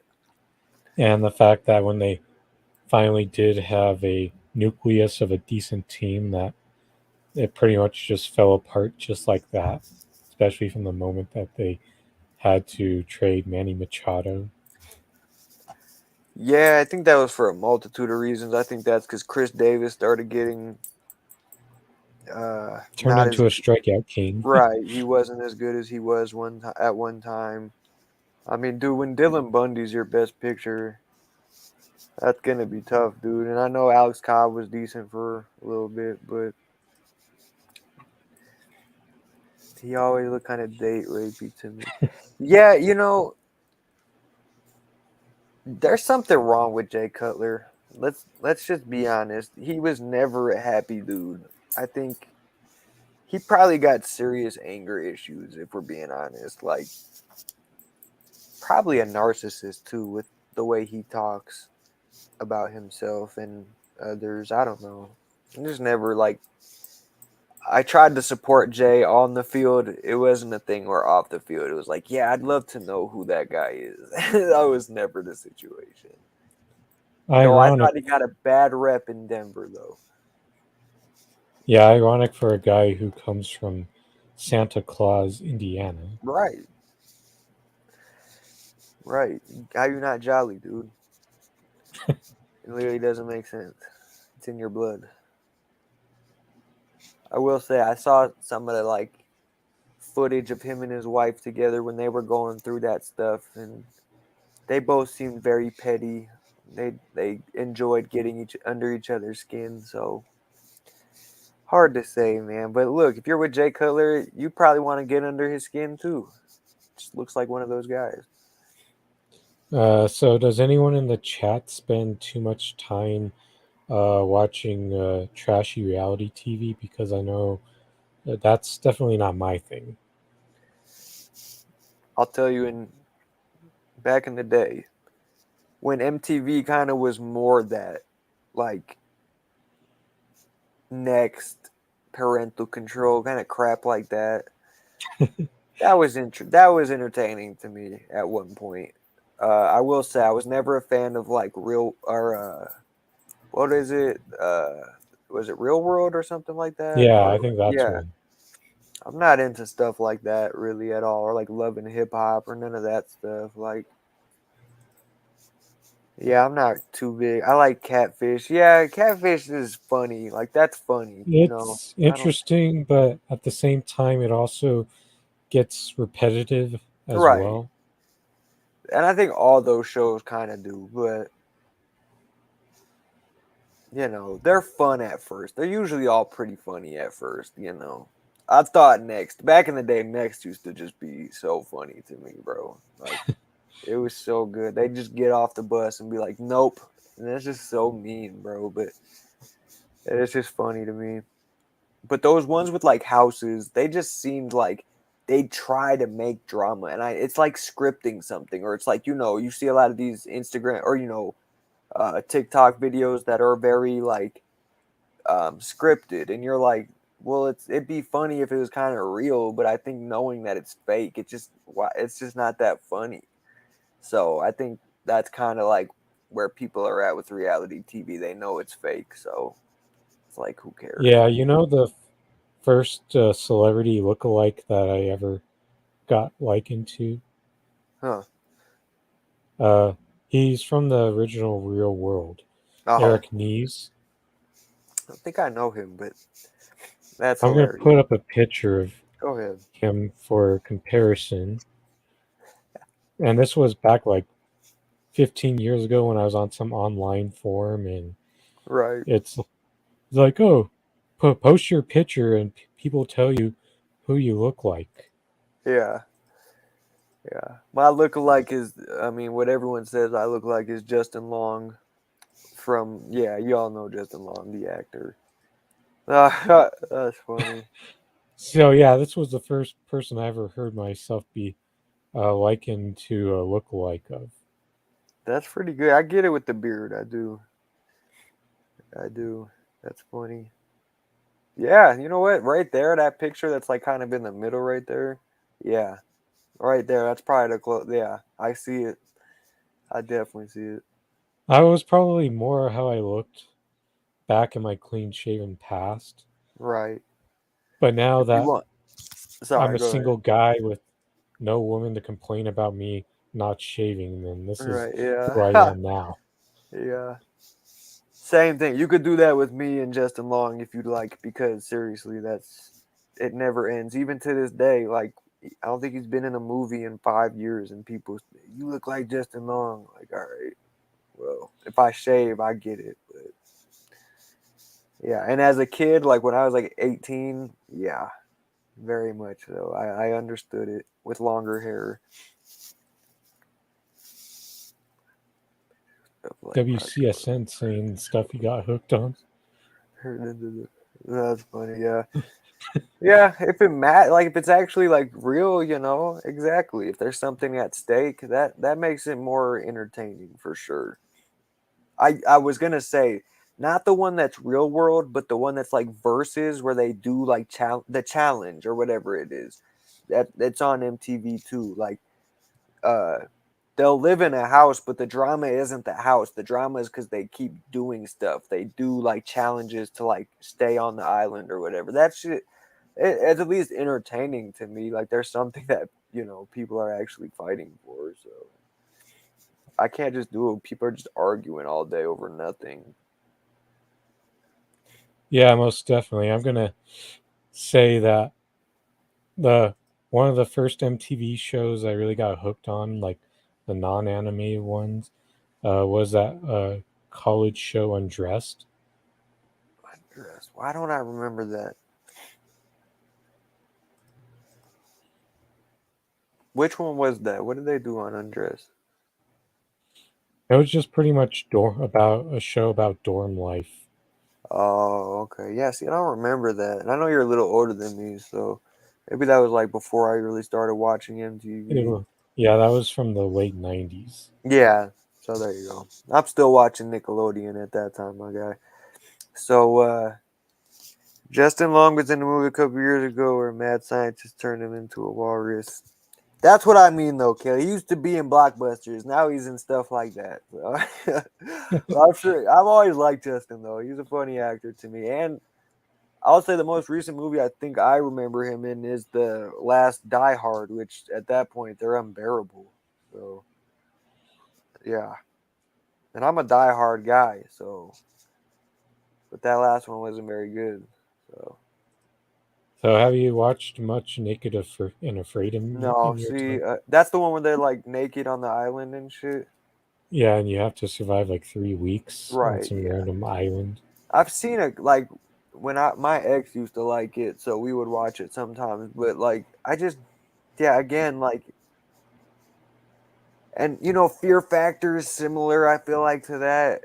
And Fear Factor would gross me out, bro. To be honest, I'm a baby. You eat a spider or something, a beetle in front of me, I'm turning that shit off, bro. I'm not watching that. I got a weak stomach, so Although I anyway. will say to her point that I find that most of the people who are more successful in Naked and Afraid are bigger people and not the Right. slender people, because once those people, the bigger people, start to lose their weight from the survival process, they're in better condition. True. True. Absolutely. And it's like if you're already in shape, you're gonna be like starving. Galaxy Quest. I don't think I saw Galaxy Quest. Yeah, I don't think I've seen that. But he's a good actor. He's a all right. He's a decent actor. We'll say that he's a decent actor. Yeah, I do agree with that, Sai. I think Kelly and Sign should start their own show. I think we could use more of that in this space. Absolutely, Although I do appreciate both of them being loyal members of my chat now. we love it. Here, I'm gonna give you a little update really quick on this game. Yeah, I know you're probably about a minute ahead of me because I'm got Oh, the TV in yeah, front of right. me that is a on the streaming and not connected to cable. Yeah, no, exactly. All my friends watch on the stream too. That's the one good part about living with my mom. I got some cables, so get to watch these games. Oh, my Uh, internet. Hopefully y'all like our version of Kyle and Corin. Sunny is good guest. Thank you. I appreciate you. Much love. And I'll be on here more often. I told Andrew my computer I thought it was broken. It's not broken. Like for example, I think I would like to get Sonny and Jesse Jet on a show together, because I remember Dope. last week I showed you Jesse, his music, and I think Yeah, Sonny was really impressed about his ability to perform just on stream like that. absolutely. Yeah, let's get to this. Hmm, it's hard. I think the moments I enjoyed most were the ones where uh, I had guests that brought loyal members to the chat, like the guest interview with like James Fauntleroy of RBN. I really enjoyed the Cy Lawson one. I had Sabby Sabs on back in July of last year, and the unfortunate part about that is that interview didn't really go too good because it I couldn't get I was using Streamlabs at the time and I couldn't connect properly with Sabby, so then I ended up having to switch over to the Haps. You had James on here? James Fauntleroy of the Revolutionary Blackout Network. Yeah. That was a little over nearly 3 months ago. Oh, that's awesome, man.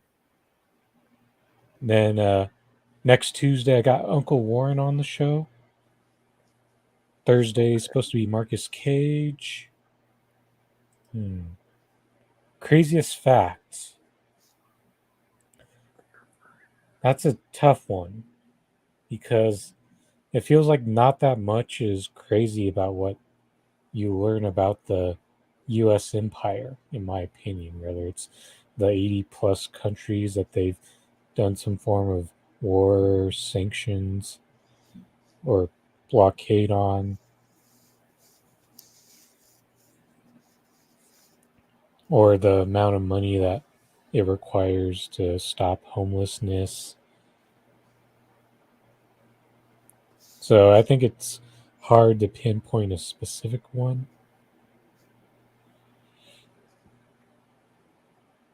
Kind of learn though that like those, or I would ask, are you learning that those like I can think kind of like conditions that you kind of see in America will be more common around the world than you would think. Same here, Cy. That would be fun if you ever came down to Denver from Florida. Yeah, absolutely, absolutely.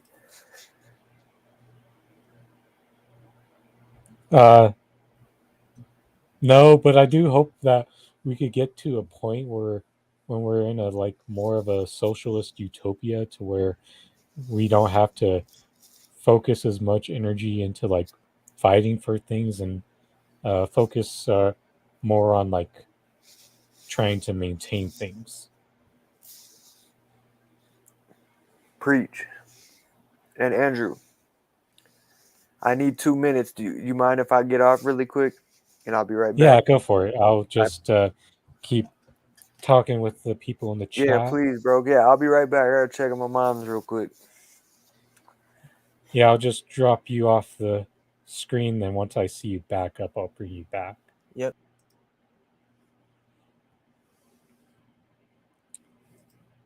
Yeah, good to see you agree. Because I think the one misnomer that some people on the left do say is that once we get to the point where we get most of these things in place, they think that we could just get checked out.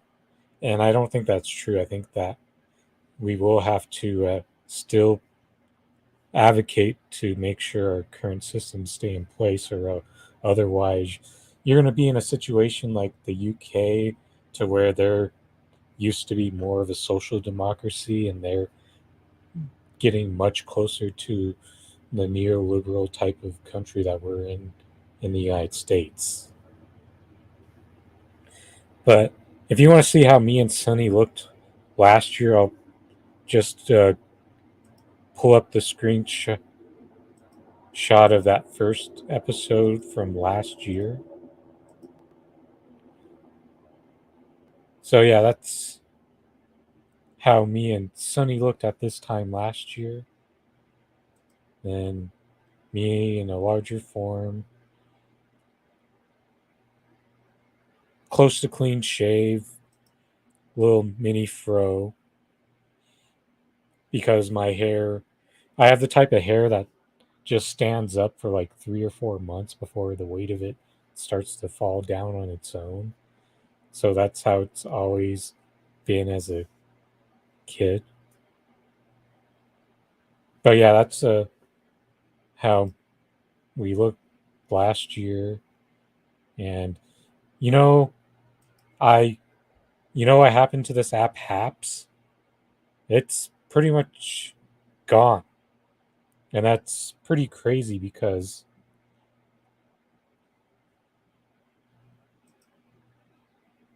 oh,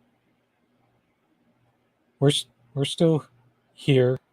If you got anything for us, any questions that you, Kelly Variant, want to ask? But yeah, it's this app is no longer in service. So I'm about to show you what happens when you try to go to it.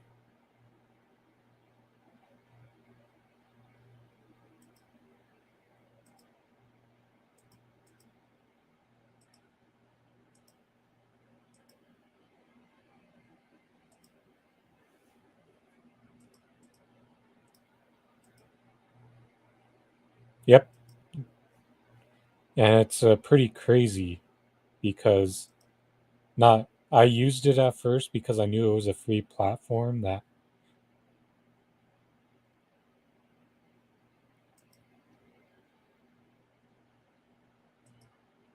Oh, I understand. But yeah, it was a free platform that you could use, and that RBN they use that HAPS as well to begin out.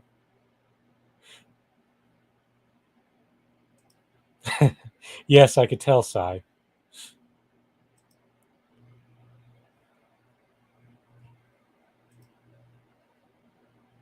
But now that app is pretty much temporarily gone, and we both had to move on to using a more reliable platform like StreamYard. Because the most annoying part about HAPS was two of my earliest guests that I had, Sabby Sabs and Kamali Rose. Their their quality is nice and clear. Then I'm all fuzzy on my end. So that's why this StreamYard platform is better. Let me see if there's anything good to talk about in like trending while I wait for Sunny to return. Let's see who's. Oh, that's interesting. That may be something to work into Thursday's show. Oh yeah, I know. Oh, Sunny's back. Yes, I am. Yeah, turn some light But on. if you watch the political matrix, you'll notice that Psy is kind of fuzzy on his end, and it's actually surprising when, yeah, he looks decent on his stream. Thanks, AT&T. Hey, I'm telling you, it's not just AT&T. Verizon is horrible. It's like that's probably the most expensive one, I think, and they're probably the worst. So they're all bad, man. Because the idea is it can get better. They keep charging you for shit like it's gonna get better. It's not gonna get better. Adjust one little thing. Your battery lasts 2 seconds longer than it normally does. That's all they fix. Then it's one of the things of why I could never be like a gaming Twitch streamer because of the fact that the logistics wouldn't allow me to, would make it very hard to connect an Ethernet cord to upstairs because the room with the main box is right under me. Yeah, exactly. Yeah. Though they have my friend got one of the boxes though, like you can put it in your room and it like helps your internet connection and Wi-Fi and phone service, I believe. Real Hopefully good. that's a good move for you, Sai. Exactly. I'm in a dead zone myself. In Lowry, in Denver, no service, absolutely none. And I'm surprised I can even do this show with Andrew. Yeah, but this was better than when you were gone. I was showing them what happened to the Haps app. Mm-hmm. And when you Right. try to go to the page, it says goodbye for now. So they just maybe doing maintenance then? Or they're Just going done? to try to do some other type of revamp. Because I Yeah. was going to try to see if I could message Kevin on that. Oh, Yeah. Then when yeah. I go to it, it's like, it doesn't exist for now. You're right. Yeah. That's interesting. For those of you not familiar, Kevin Kirby was another guy that I've had on this show multiple times in the past year. But I have no way of contacting the guy because he's had multiple accounts suspended on Twitter. Isn't that the worst chat when you have a friend via internet and you lose them forever because they speak their mind on their Twitter account or wherever you know them from, and they get suspended every other day. So shout out Yeah, I know. Kevin.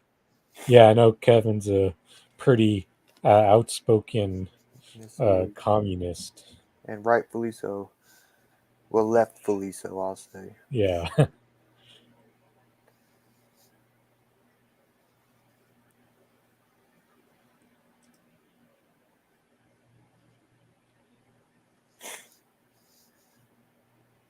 But I So did when have was? some. Sorry, go ahead. Oh, go ahead, Sonny. I was saying I did have some music news. I've been talking to Trev Rich lately, and we're trying to get something done hopefully soon, which is cool. I don't know Trev, so if for those of you who don't know, he's a Denver rapper who probably has the most buzz, I'd say, in Denver as of now, and probably has been that way for like good 5 years now. And he's a solid artist. He makes good music. Yep, Trev Rich, and we're talking about making some music together. He's a real good guy, and shout out to him. And he has a new R&B tape out. Yeah, he is good. He got a new R&B tape out. Go check it out, and we'll have some stuff hopefully soon. Congratulations on the move to you as well, Variant. Congratulations, yes sir. New beginnings. New beginnings. They're beautiful. They're scary, but if you don't go, you don't know. You don't go. You don't know if you don't go. It's that simple. And yeah, moving can be tough. I've had to do it twice over the past year. Nah, exactly. It cannot be easy. Yeah, the first one was definitely more of a physically intensive move than the second. Right. The second move was a much easier one because I only had to worry about my own stuff and not my ex's. Exactly. That's a whole different. There's moving, and then there's that. So you'll, as you know, like you said, moving will be nothing for you now. But it's still, depending how often you're doing it, it can be a real pain. So hope everyone can get settled. If you're moving, if you're in the midst of it, if you're in a transition, I hope you can come through and situation.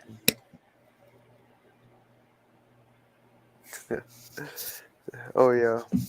Where are they?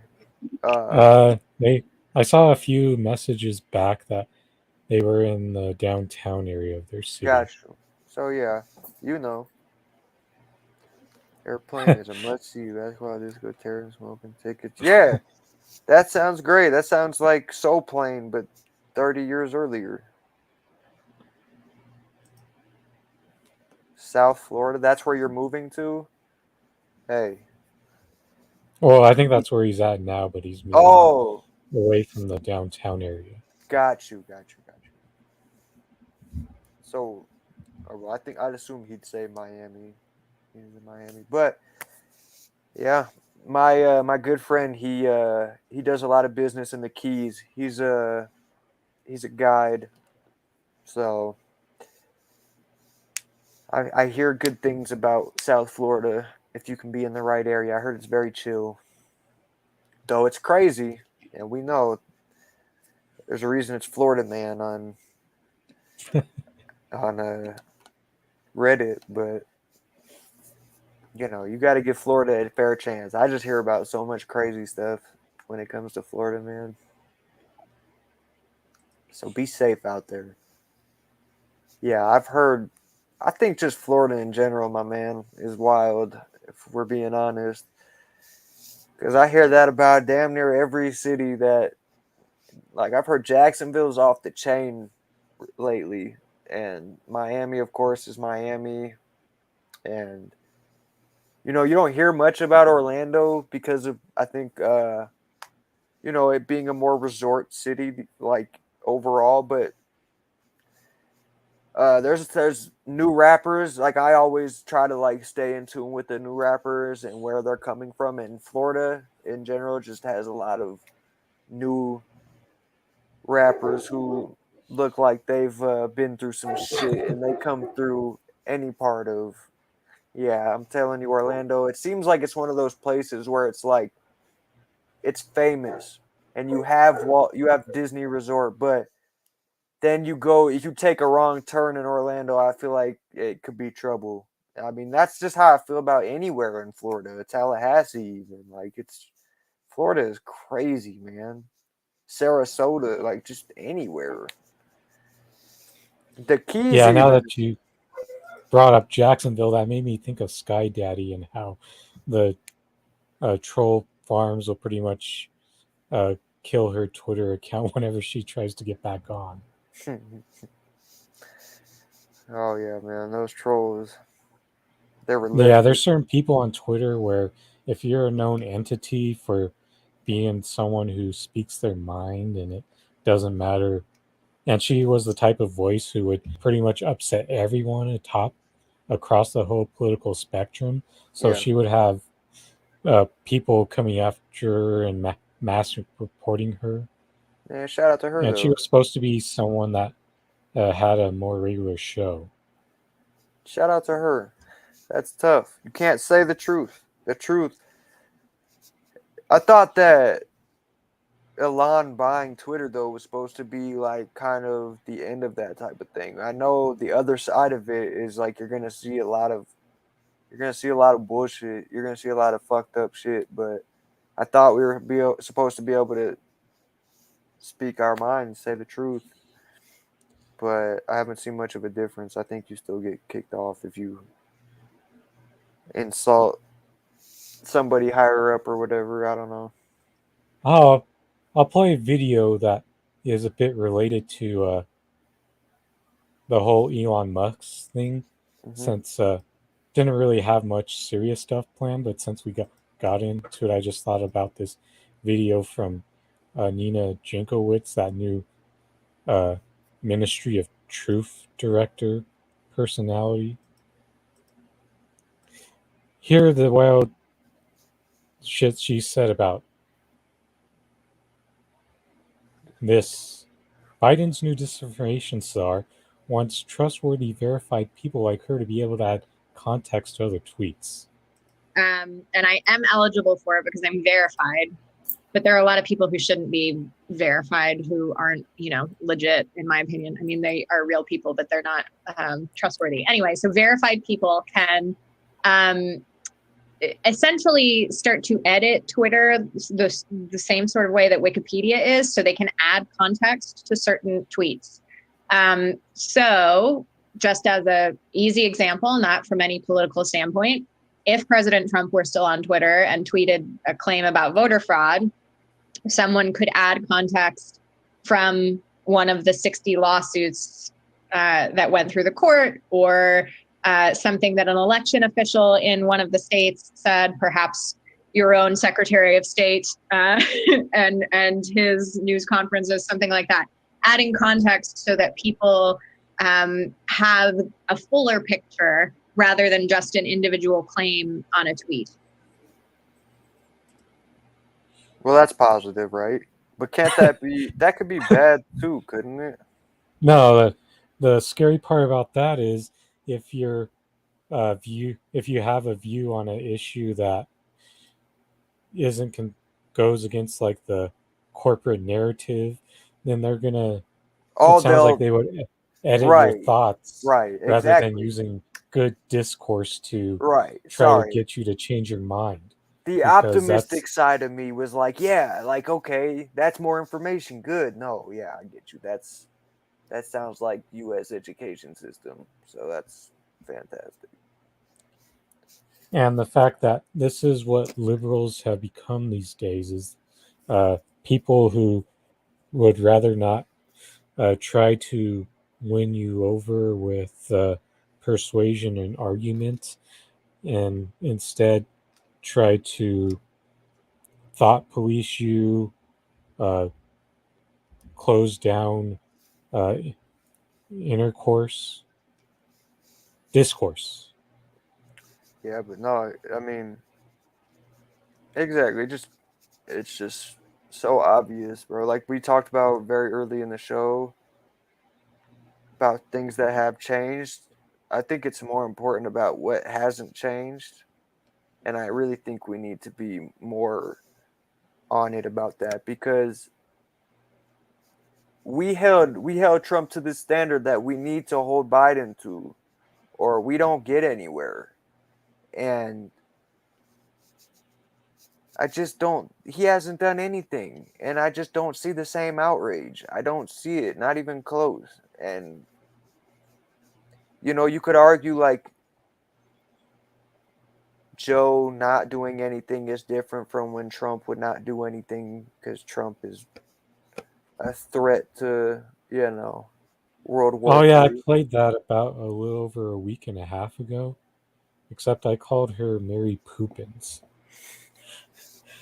She did this TikTok where it was like a Mary Poppins song. Yeah, no, I Yeah, most definitely. absolutely. It's just fucked up because both sides, like conservatives and liberals, like when they look at one another, they see so much difference, and yet when somebody who actually doesn't give a fuck about none of that bullshit looks at both, you look like two idiots arguing the entire time. And it's funny, you know, somebody who's younger even or somebody who's older who might have felt has been feeling this way for a long time because I know they're out there. You've just been seeing this back and forth that's basically just a bunch of crap, a bunch of meaningless crap, and we don't address the real issues ever. And they really think it matters. Like they convince themselves it really matters. Voting blue matters. Like that shit's a joke, bro. Yeah, Just it's hilarious how we constantly point out how there's not very much difference between liberals and conservatives, but they still exist in uh, this. They're still being divided by the powerful people with all the puppet strings, right. and there's just not very many people who have decided to take the scissors and cut themselves free. It's a good point. Yeah. And to be fair, it takes people a longer time in certain situations, I will say. Just I'm grateful and I'm blessed that I have friends that, you know, early on kind of like instilled truth into me, I guess. And it's not just instilling truth. Like there's not like a certain passage or information that we get passed along. It's just like you start recognizing that everyone's full of shit and that it's not just even a race thing, it's a class thing. It's a, you know, it's just so many ways to keep us divided to basically let the powerful and rich stay powerful and rich. It's all a little brainwashing, techniques to keep us mad at each other. And it's just like, exactly, when do enough people just be like, enough of it? Like, we need to start actually addressing what matters. And the fact that we're right here still uh, complaining about civility, yeah, and the fact that we see France, the people in France are willing to burn down banks when they get upset about their conditions not being met correctly. Exactly. You got tweets like from that one liberal guy, like, please don't protest at people's house. Like, bro, I'll protest in your bathroom, bro. Like, come on, get out of here. That's ridiculous. Like, Oh yeah, you that's one can point. go You ahead. remember Sorry. when uh, well, when women followed Kristen Cinema to the restroom last year? Yeah, yeah, You know what? Would have been it would have been kind of awkward if you still had to try to uh, challenge her message while she's in the restroom and all yeah. you hear is the violent diarrhea coming out from her. That would be pretty awkward, though. That would be pretty awkward. You might not care so much about that situation anymore. But no, it's insane the hypocrisy, the contradiction it is to be able to tell women what to do with their bodies, then complain how they react about it. It's literally like it's and we've seen just nonstop examples of this, bro. Like me and you, we touched on it in so many different topics. Homeless people, you get to tell them whatever the fuck they want to do, but they can't be anywhere. They can't do anything. You get to tell Black and Latin communities what they can and can't do, and what they can and can't afford, yada yada, etc. You basically have dictated the way that 99% of Americans live, and you're mad that we won't put up with that shit, bro. But that just goes to show you how brainwashed we've been, and it's insane.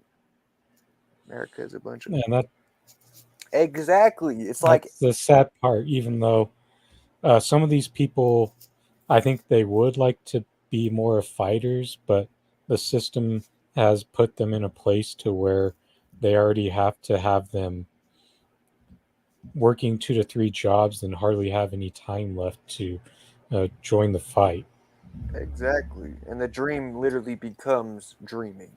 It's like you're so exhausted that sleep becomes what you desire. Like we don't think about how fucked up that is. That we are so accustomed to struggling that the idea of doing something that doesn't financially stabilize you is it's not even possible. And that's why when I see people, privileged people, first of all, people who have mommy daddy money, one, who love to tell people that if they save and they cut out the extra little crap in their life that they can get rich, bro. That is another thing that absolutely just pisses me off, bro, because it's like Gotta love when those templated articles come up from like CNBC, Bloomberg, CNN every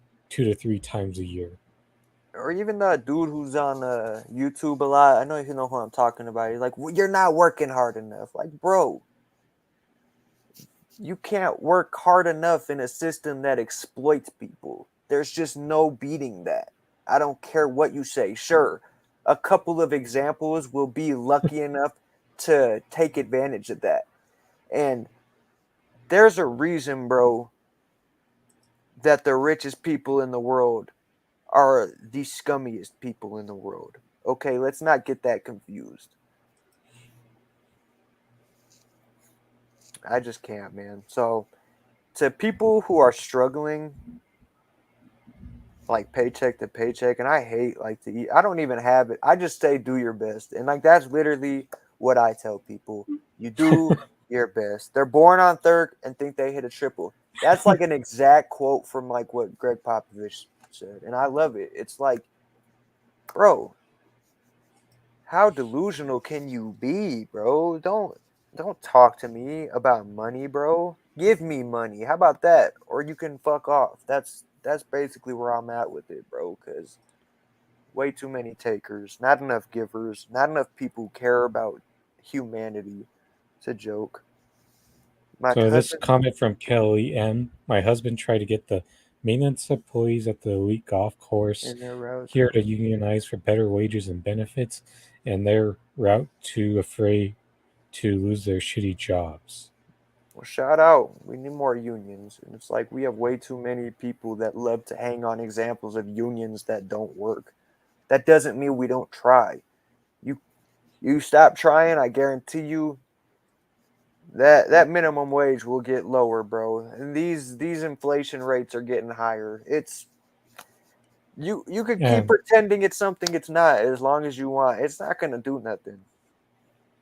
yeah, and the fact that I do think some bad unions exist to discourage people from trying to fight for good unions. That's like the fake protesters, the fake rioters, the rioters. Like, bro, stop it. Stop it. They The want you to think that. the people who uh, invaded the George Floyd protest and uh, the provocateurs to try to make it look more violent than what it really was, when in reality it was only 3%. Right. But back onto the union type thing, that's an example of it because back in January we saw King Supers here, which is the name of our Kroger stores, go on Mhm. strike for a bit.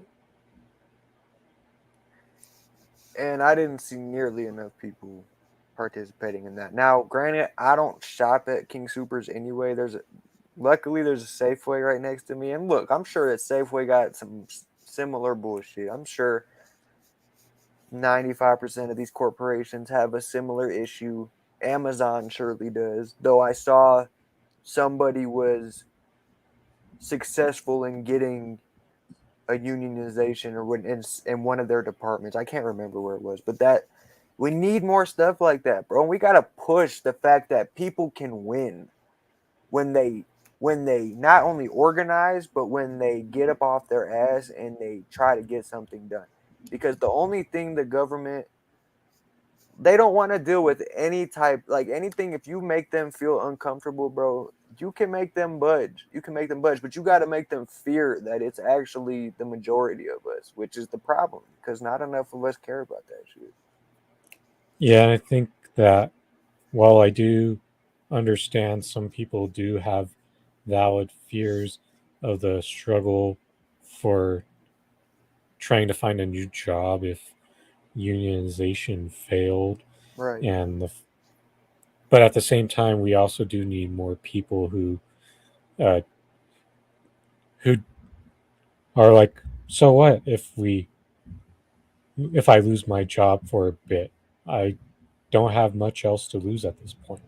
So I'll say this to people surviving.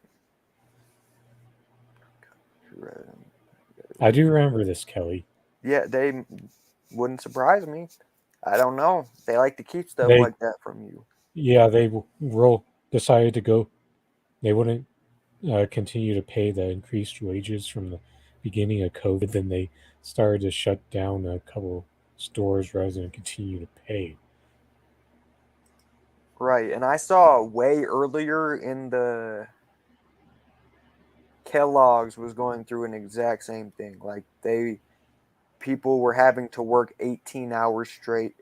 Uh, and they were like, Yeah, if that was somebody last year. was that last year, yeah. Well, and it's like, yeah, we need. I mean, here's the thing, though. What I was gonna say though is the people struggling and surviving and feeling fear that you can't really take a chance to lose your job when you're already like you know close enough to being really in trouble, which I completely understand. What I think is we need more people who are in a position to do that, to step up and make it a priority.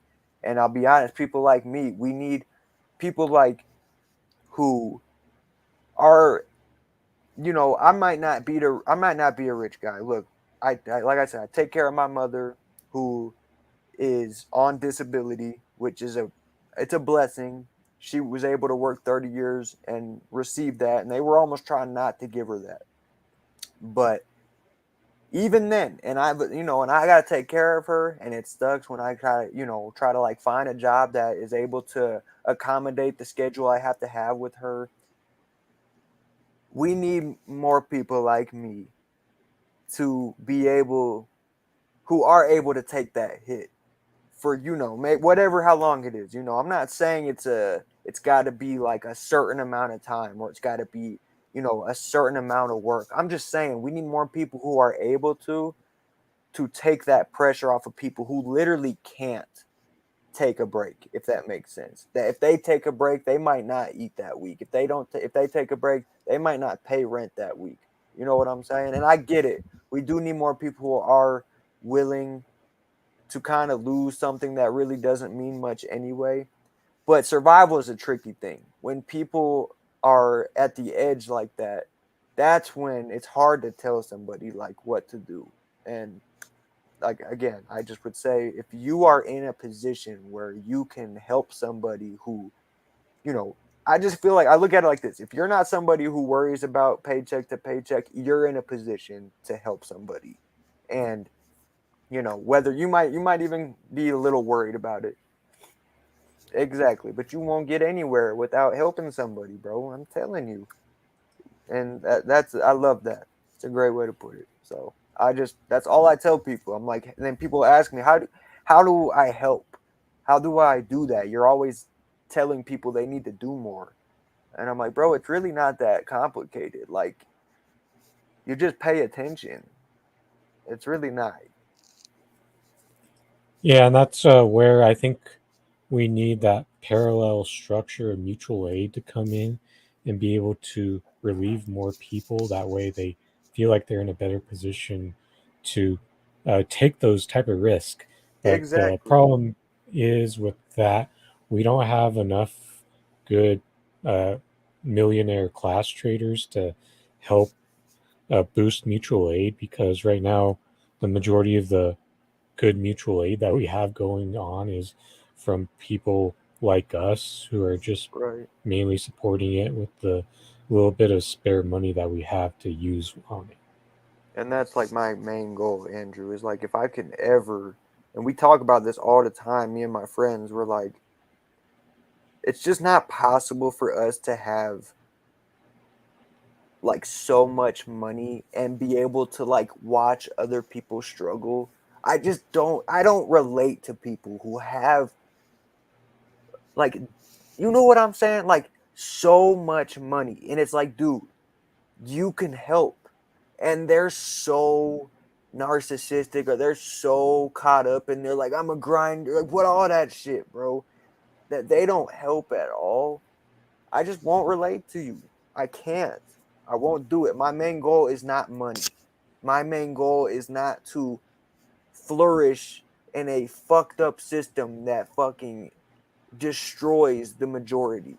That's not, I don't think that's a flex to think you got out of it. A flex is when you can get on top and you can bring a whole lot of people with you. Now, you don't see that too often, but there are examples of it. And like, I just feel like if more people, again, just cared about people, like if you put yourself in somebody's shoes who is terrified for even tomorrow, next week, whatever, we could get stuff done, man. But until people start actually thinking it could be them, we're not gonna get nowhere. And I'm telling you, it's like you said, we are so much closer to being poor and homeless than we are to being rich. And that's what people don't Now you got understand. me to something else with the whole, you know how when MC Hammer tried to take care of too many people with the money that he had, and Right. how the propaganda makes it to where it makes MC look bad for trying to help take care of more people than he should. Yeah. Then it's also uh, that 30 for 30 documentary. I think it was called Broke, when it had a lot of the former Right. athletes who got broke, and that was one of the underlying tones of that was uh, making being upset at them for not being able to take care of their money, even though a Right. lot of them did. Oh, broke. Yeah, that's right. Right. Instead, the propaganda was underlying tones was making them look unresponsible for not being able to maintain themselves in the millionaire class, even though a lot of those guys did admit to irresponsible spending in Yeah. that documentary. Exactly. I mean, that's my main point. Is a lot of those guys bought 6 cars before they even started considering about money. I mean, just to me, like it's simple to me because like I will give now. You know what I'm saying? Like I'd give half of what I have type shit. Like almost really because I just feel like, and that's part of the education system. I mean, but yeah, that's and that's them growing up in a situation where they didn't teach them about keeping money. But that's what they don't. Why would the 1% want to teach you how to keep money? That's like the But they last. threw in Bernie Kosar in that as well. That way it wasn't. That way every guy in it wasn't just black. Right. No, I mean, dude, white dudes do it. I mean, I get you. It's just like you know, I think this is more common amongst black athletes because these are guys who come from nothing. These are people who that exactly. I mean, but that's the point though. It's like, how do you give a guy that much money? He'd never even seen $10,000, bro. He has nothing. And then you give him everything and then you expect him not to go enjoy everything, bro. But like that's the problem. We don't have enough education on how to keep money. We don't have enough education on stability. Stability. We don't have enough education on security. We don't have enough uh, education on investment. We don't care about that. But that's because we're not actually trying to help people. We just want to keep this system rolling. And I say we. How they talk, bro. I promise you. They we are ants, bro. We are ants. But a lot of Then I ants think can work together. when you talk about athletes not being able to learn how to spend correctly, I think I feel like what they get taught is how to ease their way into the lifestyle as opposed to trying to uh, come up with a plan to uh, live comfortably, then try to use some of their money to help support a greater good because a lot of the charity work they do is for like the I feel like the big charity scams that you see in society that where most of the money doesn't directly go to the cause. Yeah. I mean, yeah, I mean, unfortunately, there's some things you're just never going to stop, but, or there's no financial literacy for this generation. Yeah, no, exactly. Exactly. But that's my thing, though. It's like an athlete who gets what? Say, like a subpar professional athlete who might make $10 million in his life, bro. And you're trying to do, which is, again, that's a lot of money. Don't get me wrong. But exactly, you're trying to do that when I'm talking like, and you could be smart about that, but like really, we're talking to the people with hundreds of millions, bro. And absolutely, but that's why I say just go help people. That's why I see you see somebody in need, bro, and you are able to. Like I always think, like, does that person need it more than me? And I don't even. I get it. Sometimes you want to question like what got them there, what are they gonna do with it? But really, bro, like providing relief to somebody should be enough of a reason for you, in my opinion. If you care about it and you're doing it for the right reason, and you know you can help that person who's probably going through literally a hell at that time, like nothing short of it, what's the $5 in your pocket? Why can't you go give that man a bite to eat? Why can't you give that or that that lady with her kid? And that's the word. Like if I see kids, bro, I'm stopping. Like I'm getting that. And I hate it because yes, I know people, and I hate when parents do that. They try to use their kid as like a money, like as like a charity type of thing. But look, I also thought of it like this: if they're really in that situation, where else is their kid supposed to be? The best thing to do, I mean, you watching them, right? And say it's like it's not school hours or whatever. Say they're not even at the age where they'll be in school, or you can't even afford to keep your child in school. So where else are they supposed to go? It's like there's just countless examples of people needing that need for all the bro. Like they have done nothing wrong, nothing wrong. They just were the victim of horrible circumstance, which I think is so much more common than people like realize. Like, so I just want to help people, bro. I just think people deserve help when it feels like they have nothing or nobody, bro. Yeah, then another part of this whole athlete spending thing is there's a tendency to make fun of like some of the more frugal people that we've seen, like Mick Foley, for example, Kawhi Leonard. You remember that story about him trying to get the His Wingstop Jeep, coupons? Well, yeah, I mean, in his he ain't bought a new car since he been in the league, bro. Charlie Blackman. No, I get exactly. That's Matt another. Bonner. Yes, that was another thing I was gonna point out was like the vast. Like you don't see the middle. You don't see the guy who's doing it like normal because that doesn't get any clicks, bro. You see the guy who's either doing it like Kawhi or he's doing it like AI. He's spending every dime, bro.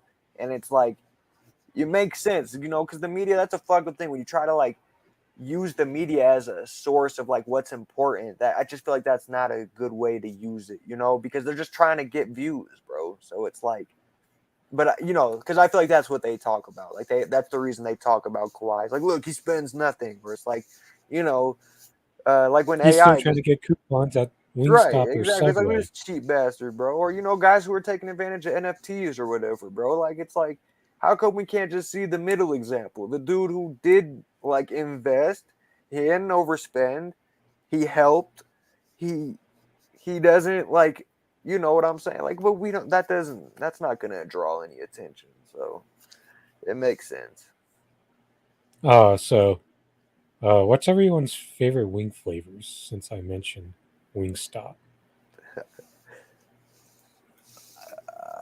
All right, my favorite. I told you it's funny. We had a disagreement about this. So I liked the Nashville ones at Buffalo Wild Wings, bro, for a little bit until they gave me a order of them with like way too much sauce, bro. And I was like, I like it. I'm just gonna try them. Fuck them. And they're like drenched, bro. So I do it, and I taste every little like herb in this sauce. I'm like, bro, those are not good. And I haven't eaten them since. But so garlic parmesan was my like go-to until like heartburn started to become a thing, like a bad thing. Honey barbecue, I don't think you can go wrong. But I think if I had to pick one flavor going for it, I'd probably just stick with regular buffalo, like medium or mild, bro. If depending on the place or the sauce. So yeah. What about you? Usually, my first preference is to go with like a spicy barbecue, Okay. or if it or any like spicy flavor to where you can taste something other than pure heat. Even Right. though I could handle that for like a wing, so that's why I could make it through like a hot ones Yeah. challenge or even the game show. Hmm. But just tasting pure heat isn't like what I would prefer to have from a wing. Yeah. No, I get you. Speaking of that, like we had Dave's hot chicken the other day, which is very good. I love Dave's. But it's like almost you enjoy it more when you go mild or less than mild, which is an option because the chicken is really good. So like you want to enjoy the chicken. And it's like even if you get medium at Dave's, it's like really, really spicy. So yeah, I do like heat sometimes. Don't get me wrong, but I like the taste. I just like a good solid wing flavor. Buffalo and blue cheese, Frito Lay didn't take me up on my chip idea. Wings with like chips on them now somewhere. I think that is Buffalo Wild Wings. Like you like I know Ruffles has a wing inspired chip flavor. yeah, yeah. Those Although, Ruffles. Sorry, go ahead. yeah, what about those Ruffles? Oh, I was saying not those Ruffles, but there's the Ruffles that are it's like a hot cheddar or something. Here, I got them over here. Let me show the audience really quick cuz Yeah, I know this what is you like mean though. these are the best chip I've had, bro. Like probably ever. Like they're so solid and they're tasty and they're spicy. So yeah, these guys right here. I think yeah, you can see. I miss the barbecue Ruffles. Right, and those are good. I think are they not? Maybe not, as I haven't seen them lately. But yeah, they had the buffalo ones or the barbecue ones too. I think they're very good. But now they just got the hot barbecue flavor, and I know the one time I tried those, you just tasted hot way more than barbecue. Right, exactly, And exactly. you gotta That's have why. balance. Exactly. That's why I love those. It's a good balance of hot, and you can kind of taste the cheese in it, and it's like kind of like a buffalo. It's good, man. I definitely recommend Yes, those chips. I do remember that contest, Kelly. I just never thought about trying anything. Plus, I'm not creative or weird enough when it comes to food to give myself a chance if I even wanted to try. Right. You know what I think would be a good chip flavor? Fried rice. If someone could figure that out, that'll be a banger. And then I remember they had like an egg roll type of chip, which probably be hit or miss, like very much so. Um, I saw a macaroni and cheese flavor, which really doesn't make sense to me because it's just going to be cheese. Like it's just a cheese chip. Um, and if someone could figure out how to get a filet mignon into a chip, they're going to be a very rich man. I would say pretty much any type of meat flavoring, even though I think uh, there's a chicken and waffles Right, uh, exactly. There is a chicken waffle flavored one. chips already. Speaking of that, I gotta say, a little off topic. They dropped a new Pop Tart, and it's the Eggo waffle Pop Tart. And I tried it last night. I was very much impressed.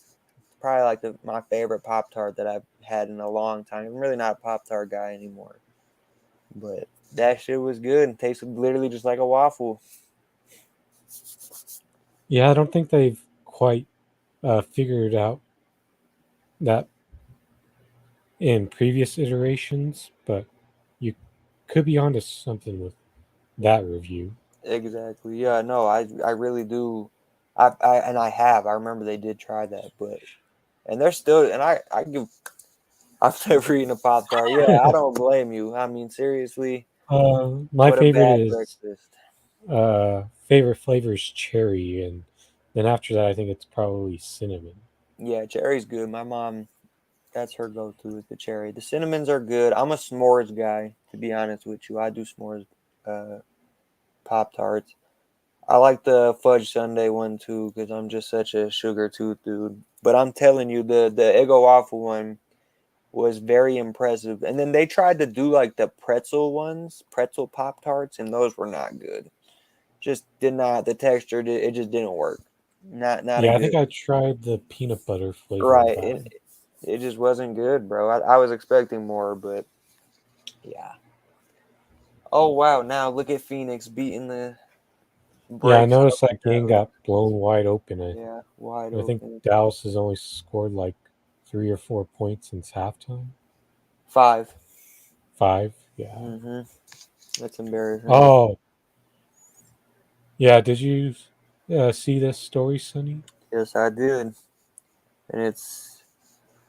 I mean, I've seen like a bunch of people saying like since YNW Melly had like a 66-page report on his RICO thing that these two should be okay, and Georgia has apparently a RICO law within their state regulations or whatever. So it's not like so that's the thing. Like people it is I think it's a federal case though, which is like so it's like there's still like a lot of cloudiness I guess about this. Like people don't really I don't think understand like how severe it is because you kind of have seen rappers get out of this situation recently. But I'm a big Gunna fan, to be honest with you. He's probably my favorite young rapper. And it definitely it's crazy to me.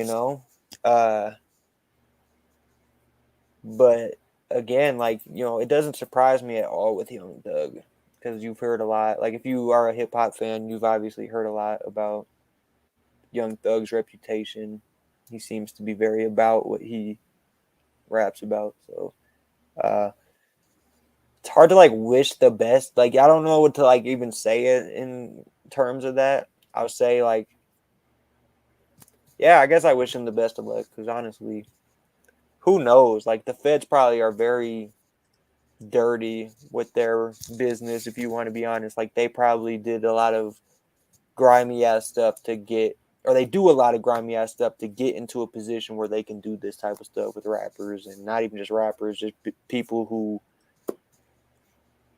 have, you know, a lot of money or whatever, and probably get it in a suspicious way. So, yeah, RICO doesn't help with the Clintons. Yeah, exactly. It's like, where's the RICO charge on the government? Oh, that's nowhere to. We can't even begin to talk about that though. Yeah, They you block. can't ever trust the government to hold itself accountable. Literally embarrassing. That's funny though. That's what I saw. That was like the first thing I saw about it. Was like they got Gunna and Young Thug before they got the people shipping all these kids around and shit. It's ridiculous.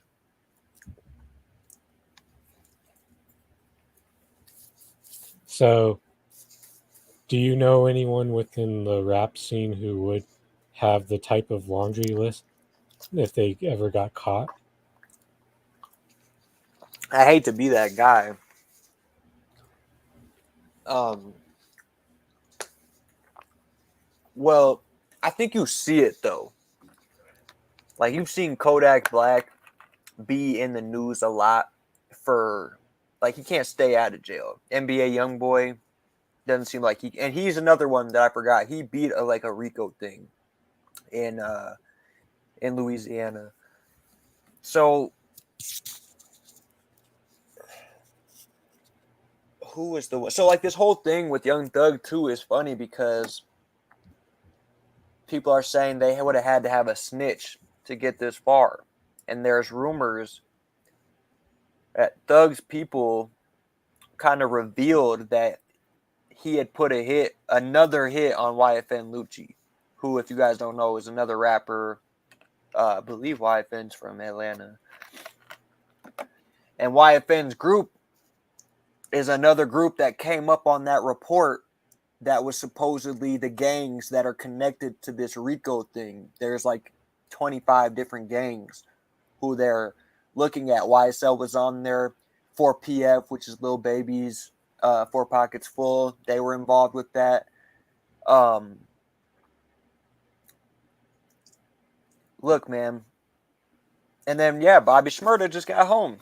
I think a lot of people forget, like, Bobby Shmurda, he was really living like that. And you see what happens when you are living like that and you want to go tell people about it. You're probably going to go do 6-7 years at the minimum. But you know what happens with stories like these? These are the ones that get used to justify the existence of the state institutions like the FBI and the CIA. Right. Or even prisons. So, yeah. No, exactly. And that's what I was trying to allude to earlier. It's like, what did these guys... You know the FBI did something completely illegal to probably get any type of closed case on anything. So it's hard to, like, you know, I don't know. It's hard to be like, I don't know. How do you root for the FBI? Like, I just don't know. I don't care what kind of person you are. How do you root for the FBI? I don't know. Yeah, man. I Crazy don't stuff get it. though.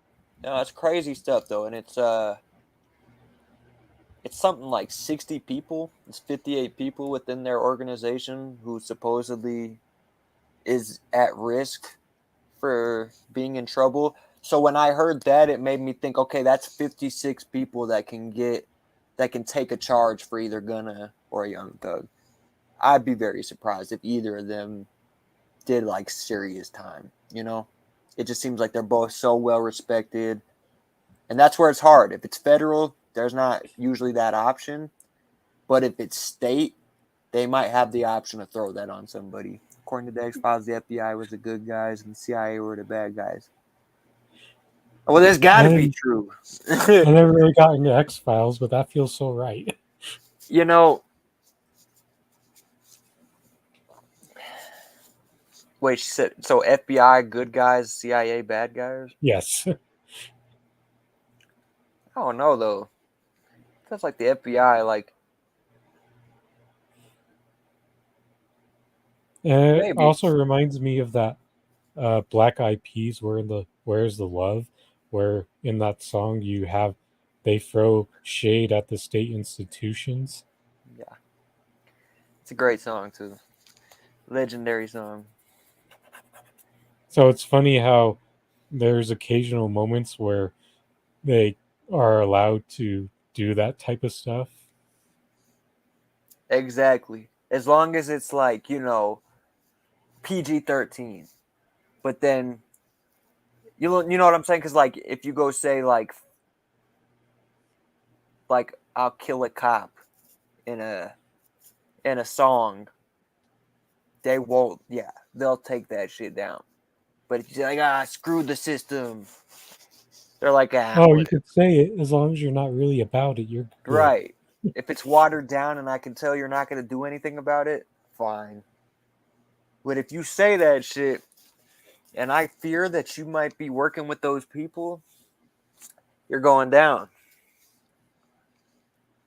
The last time that happened too, I believe, last time someone got censored for saying they'd kill a cop, I think was the 50 Cent song Still Kill with Akon, I believe. Unless I'm mistaken, there probably has been something. I think that was like the last big song that they made someone go change the lyrics to. Because obviously there was Ice Cube's. Can't even remember what it's called, but yeah, you know what I'm talking about. So, what do you think are some of the most cringe censors that uh, radio has used on music? Like you're saying, like specific words. Yes, Yeah.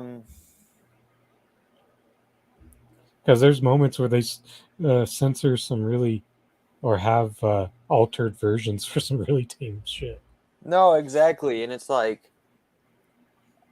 I feel like oftentimes they don't even understand what rappers are saying, and so like there will be like say like 2 to 4 bars that's clearly about some like illegal or like bad shit, but because they didn't cuss in it, you don't change anything about it. But then you go say like, you just go say fuck, and it could like you say it 3 or 4 times within four lyrics, or with 4 bars, and it ruins that whole portion of the song. So I'm Or like, bro, what's there's sorry? sexual innuendo that isn't exactly the most obvious to catch on to, and you see that get censored too. No, exactly. It's like, bro, at a certain point, like, I mean, I kind of understand it, but it's like if we're gonna do that, we might as well just not let a certain age group listen to hip hop. Like we might as well. To me, I'd leave it for what it was, and I just literally there would be no explicit. There'd be nothing, censoring anything. Like because that's what it is. Otherwise, it's just not hip hop. So yeah, my two live crew. Exactly, but We going like back. yeah, no, and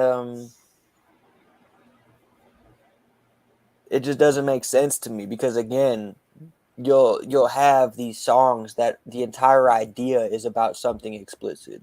And it's like why are we doing that? Why play the song at all then? So, yeah, it But is weird. It's weird. but growing up, it used to be where just saying ass used to be censor worthy, Right. and I think now Ass and Damn they got passes now. yeah, now you could just regularly throw that out there on talk radio. Right, right. And it's like we might as well get to the point like because when you allow curse words to hold that much weight, I feel like I feel like that's when it becomes a problem. You know what I'm saying? It's like just words. Like as a society, we worry so much more about like kids saying cuss words than we should be about like abortion, like or abortion rights. Like, come on, bro. Why are we? What is wrong with this? And yeah, I think that's kind of one of the things that became annoying about Democrats in the past decade, especially when they were really much more into the politically correct stuff. And the thing is, yeah, there's moments where you can try to uh, do it from a place of genuineness and respect, but Mm. it comes off as like overbearing when you try to make it a thing of like force. Then at the same time, I remember doing some like, are you politically overly politically correct type test, and you realize that you're not actually as politically correct as you think you are. Exactly. You're not. And Prideful. that's another example of the being really politically correct is one of those culture war type issues that they use to distract people. Right. Right. That is true. That's very true. And I think people who are about the right things, they don't want to waste a second on stuff like that. It's just such a waste of time. So I agree 100%. I mean, I do respect pronouns when I know that you have pronouns that Right. you want to be referred to Right. as, but it's like not like something that uh, I'll go out of the way for as a huge priority for. Right. Because like to me, like that's semantics. I know I could get canceled for saying some shit like that, but to me, it's just like, bro, bodily function. Yeah. I mean, to me, it's just like it's a bunch of nonsense that's like, again, like we bicker and argue over, but it's like, how long do we get off this type of discourse before we start actually addressing some of the serious issues? So that's why, yeah, I don't think it's not that I have a problem with even like pronouns or just anything that like kind of like distracts from the main issue, but again, like you said, it's just not really a priority of mine, I guess. But I will respect you if that's what you want to be. That's what you want to be referred to as. It's just like, yeah, like you said, I'm worried about other things, like, yeah, like equality and just Because right. we know that Democrats use the virtue signaling as a shield to not do anything. Exactly. And it just stops there. So it's like, come on, like we gotta be better. That's symbolism was the thing that they loved to use as the signature moments of change from the George Floyd protest a couple of years ago. Exactly, exactly. And they do that.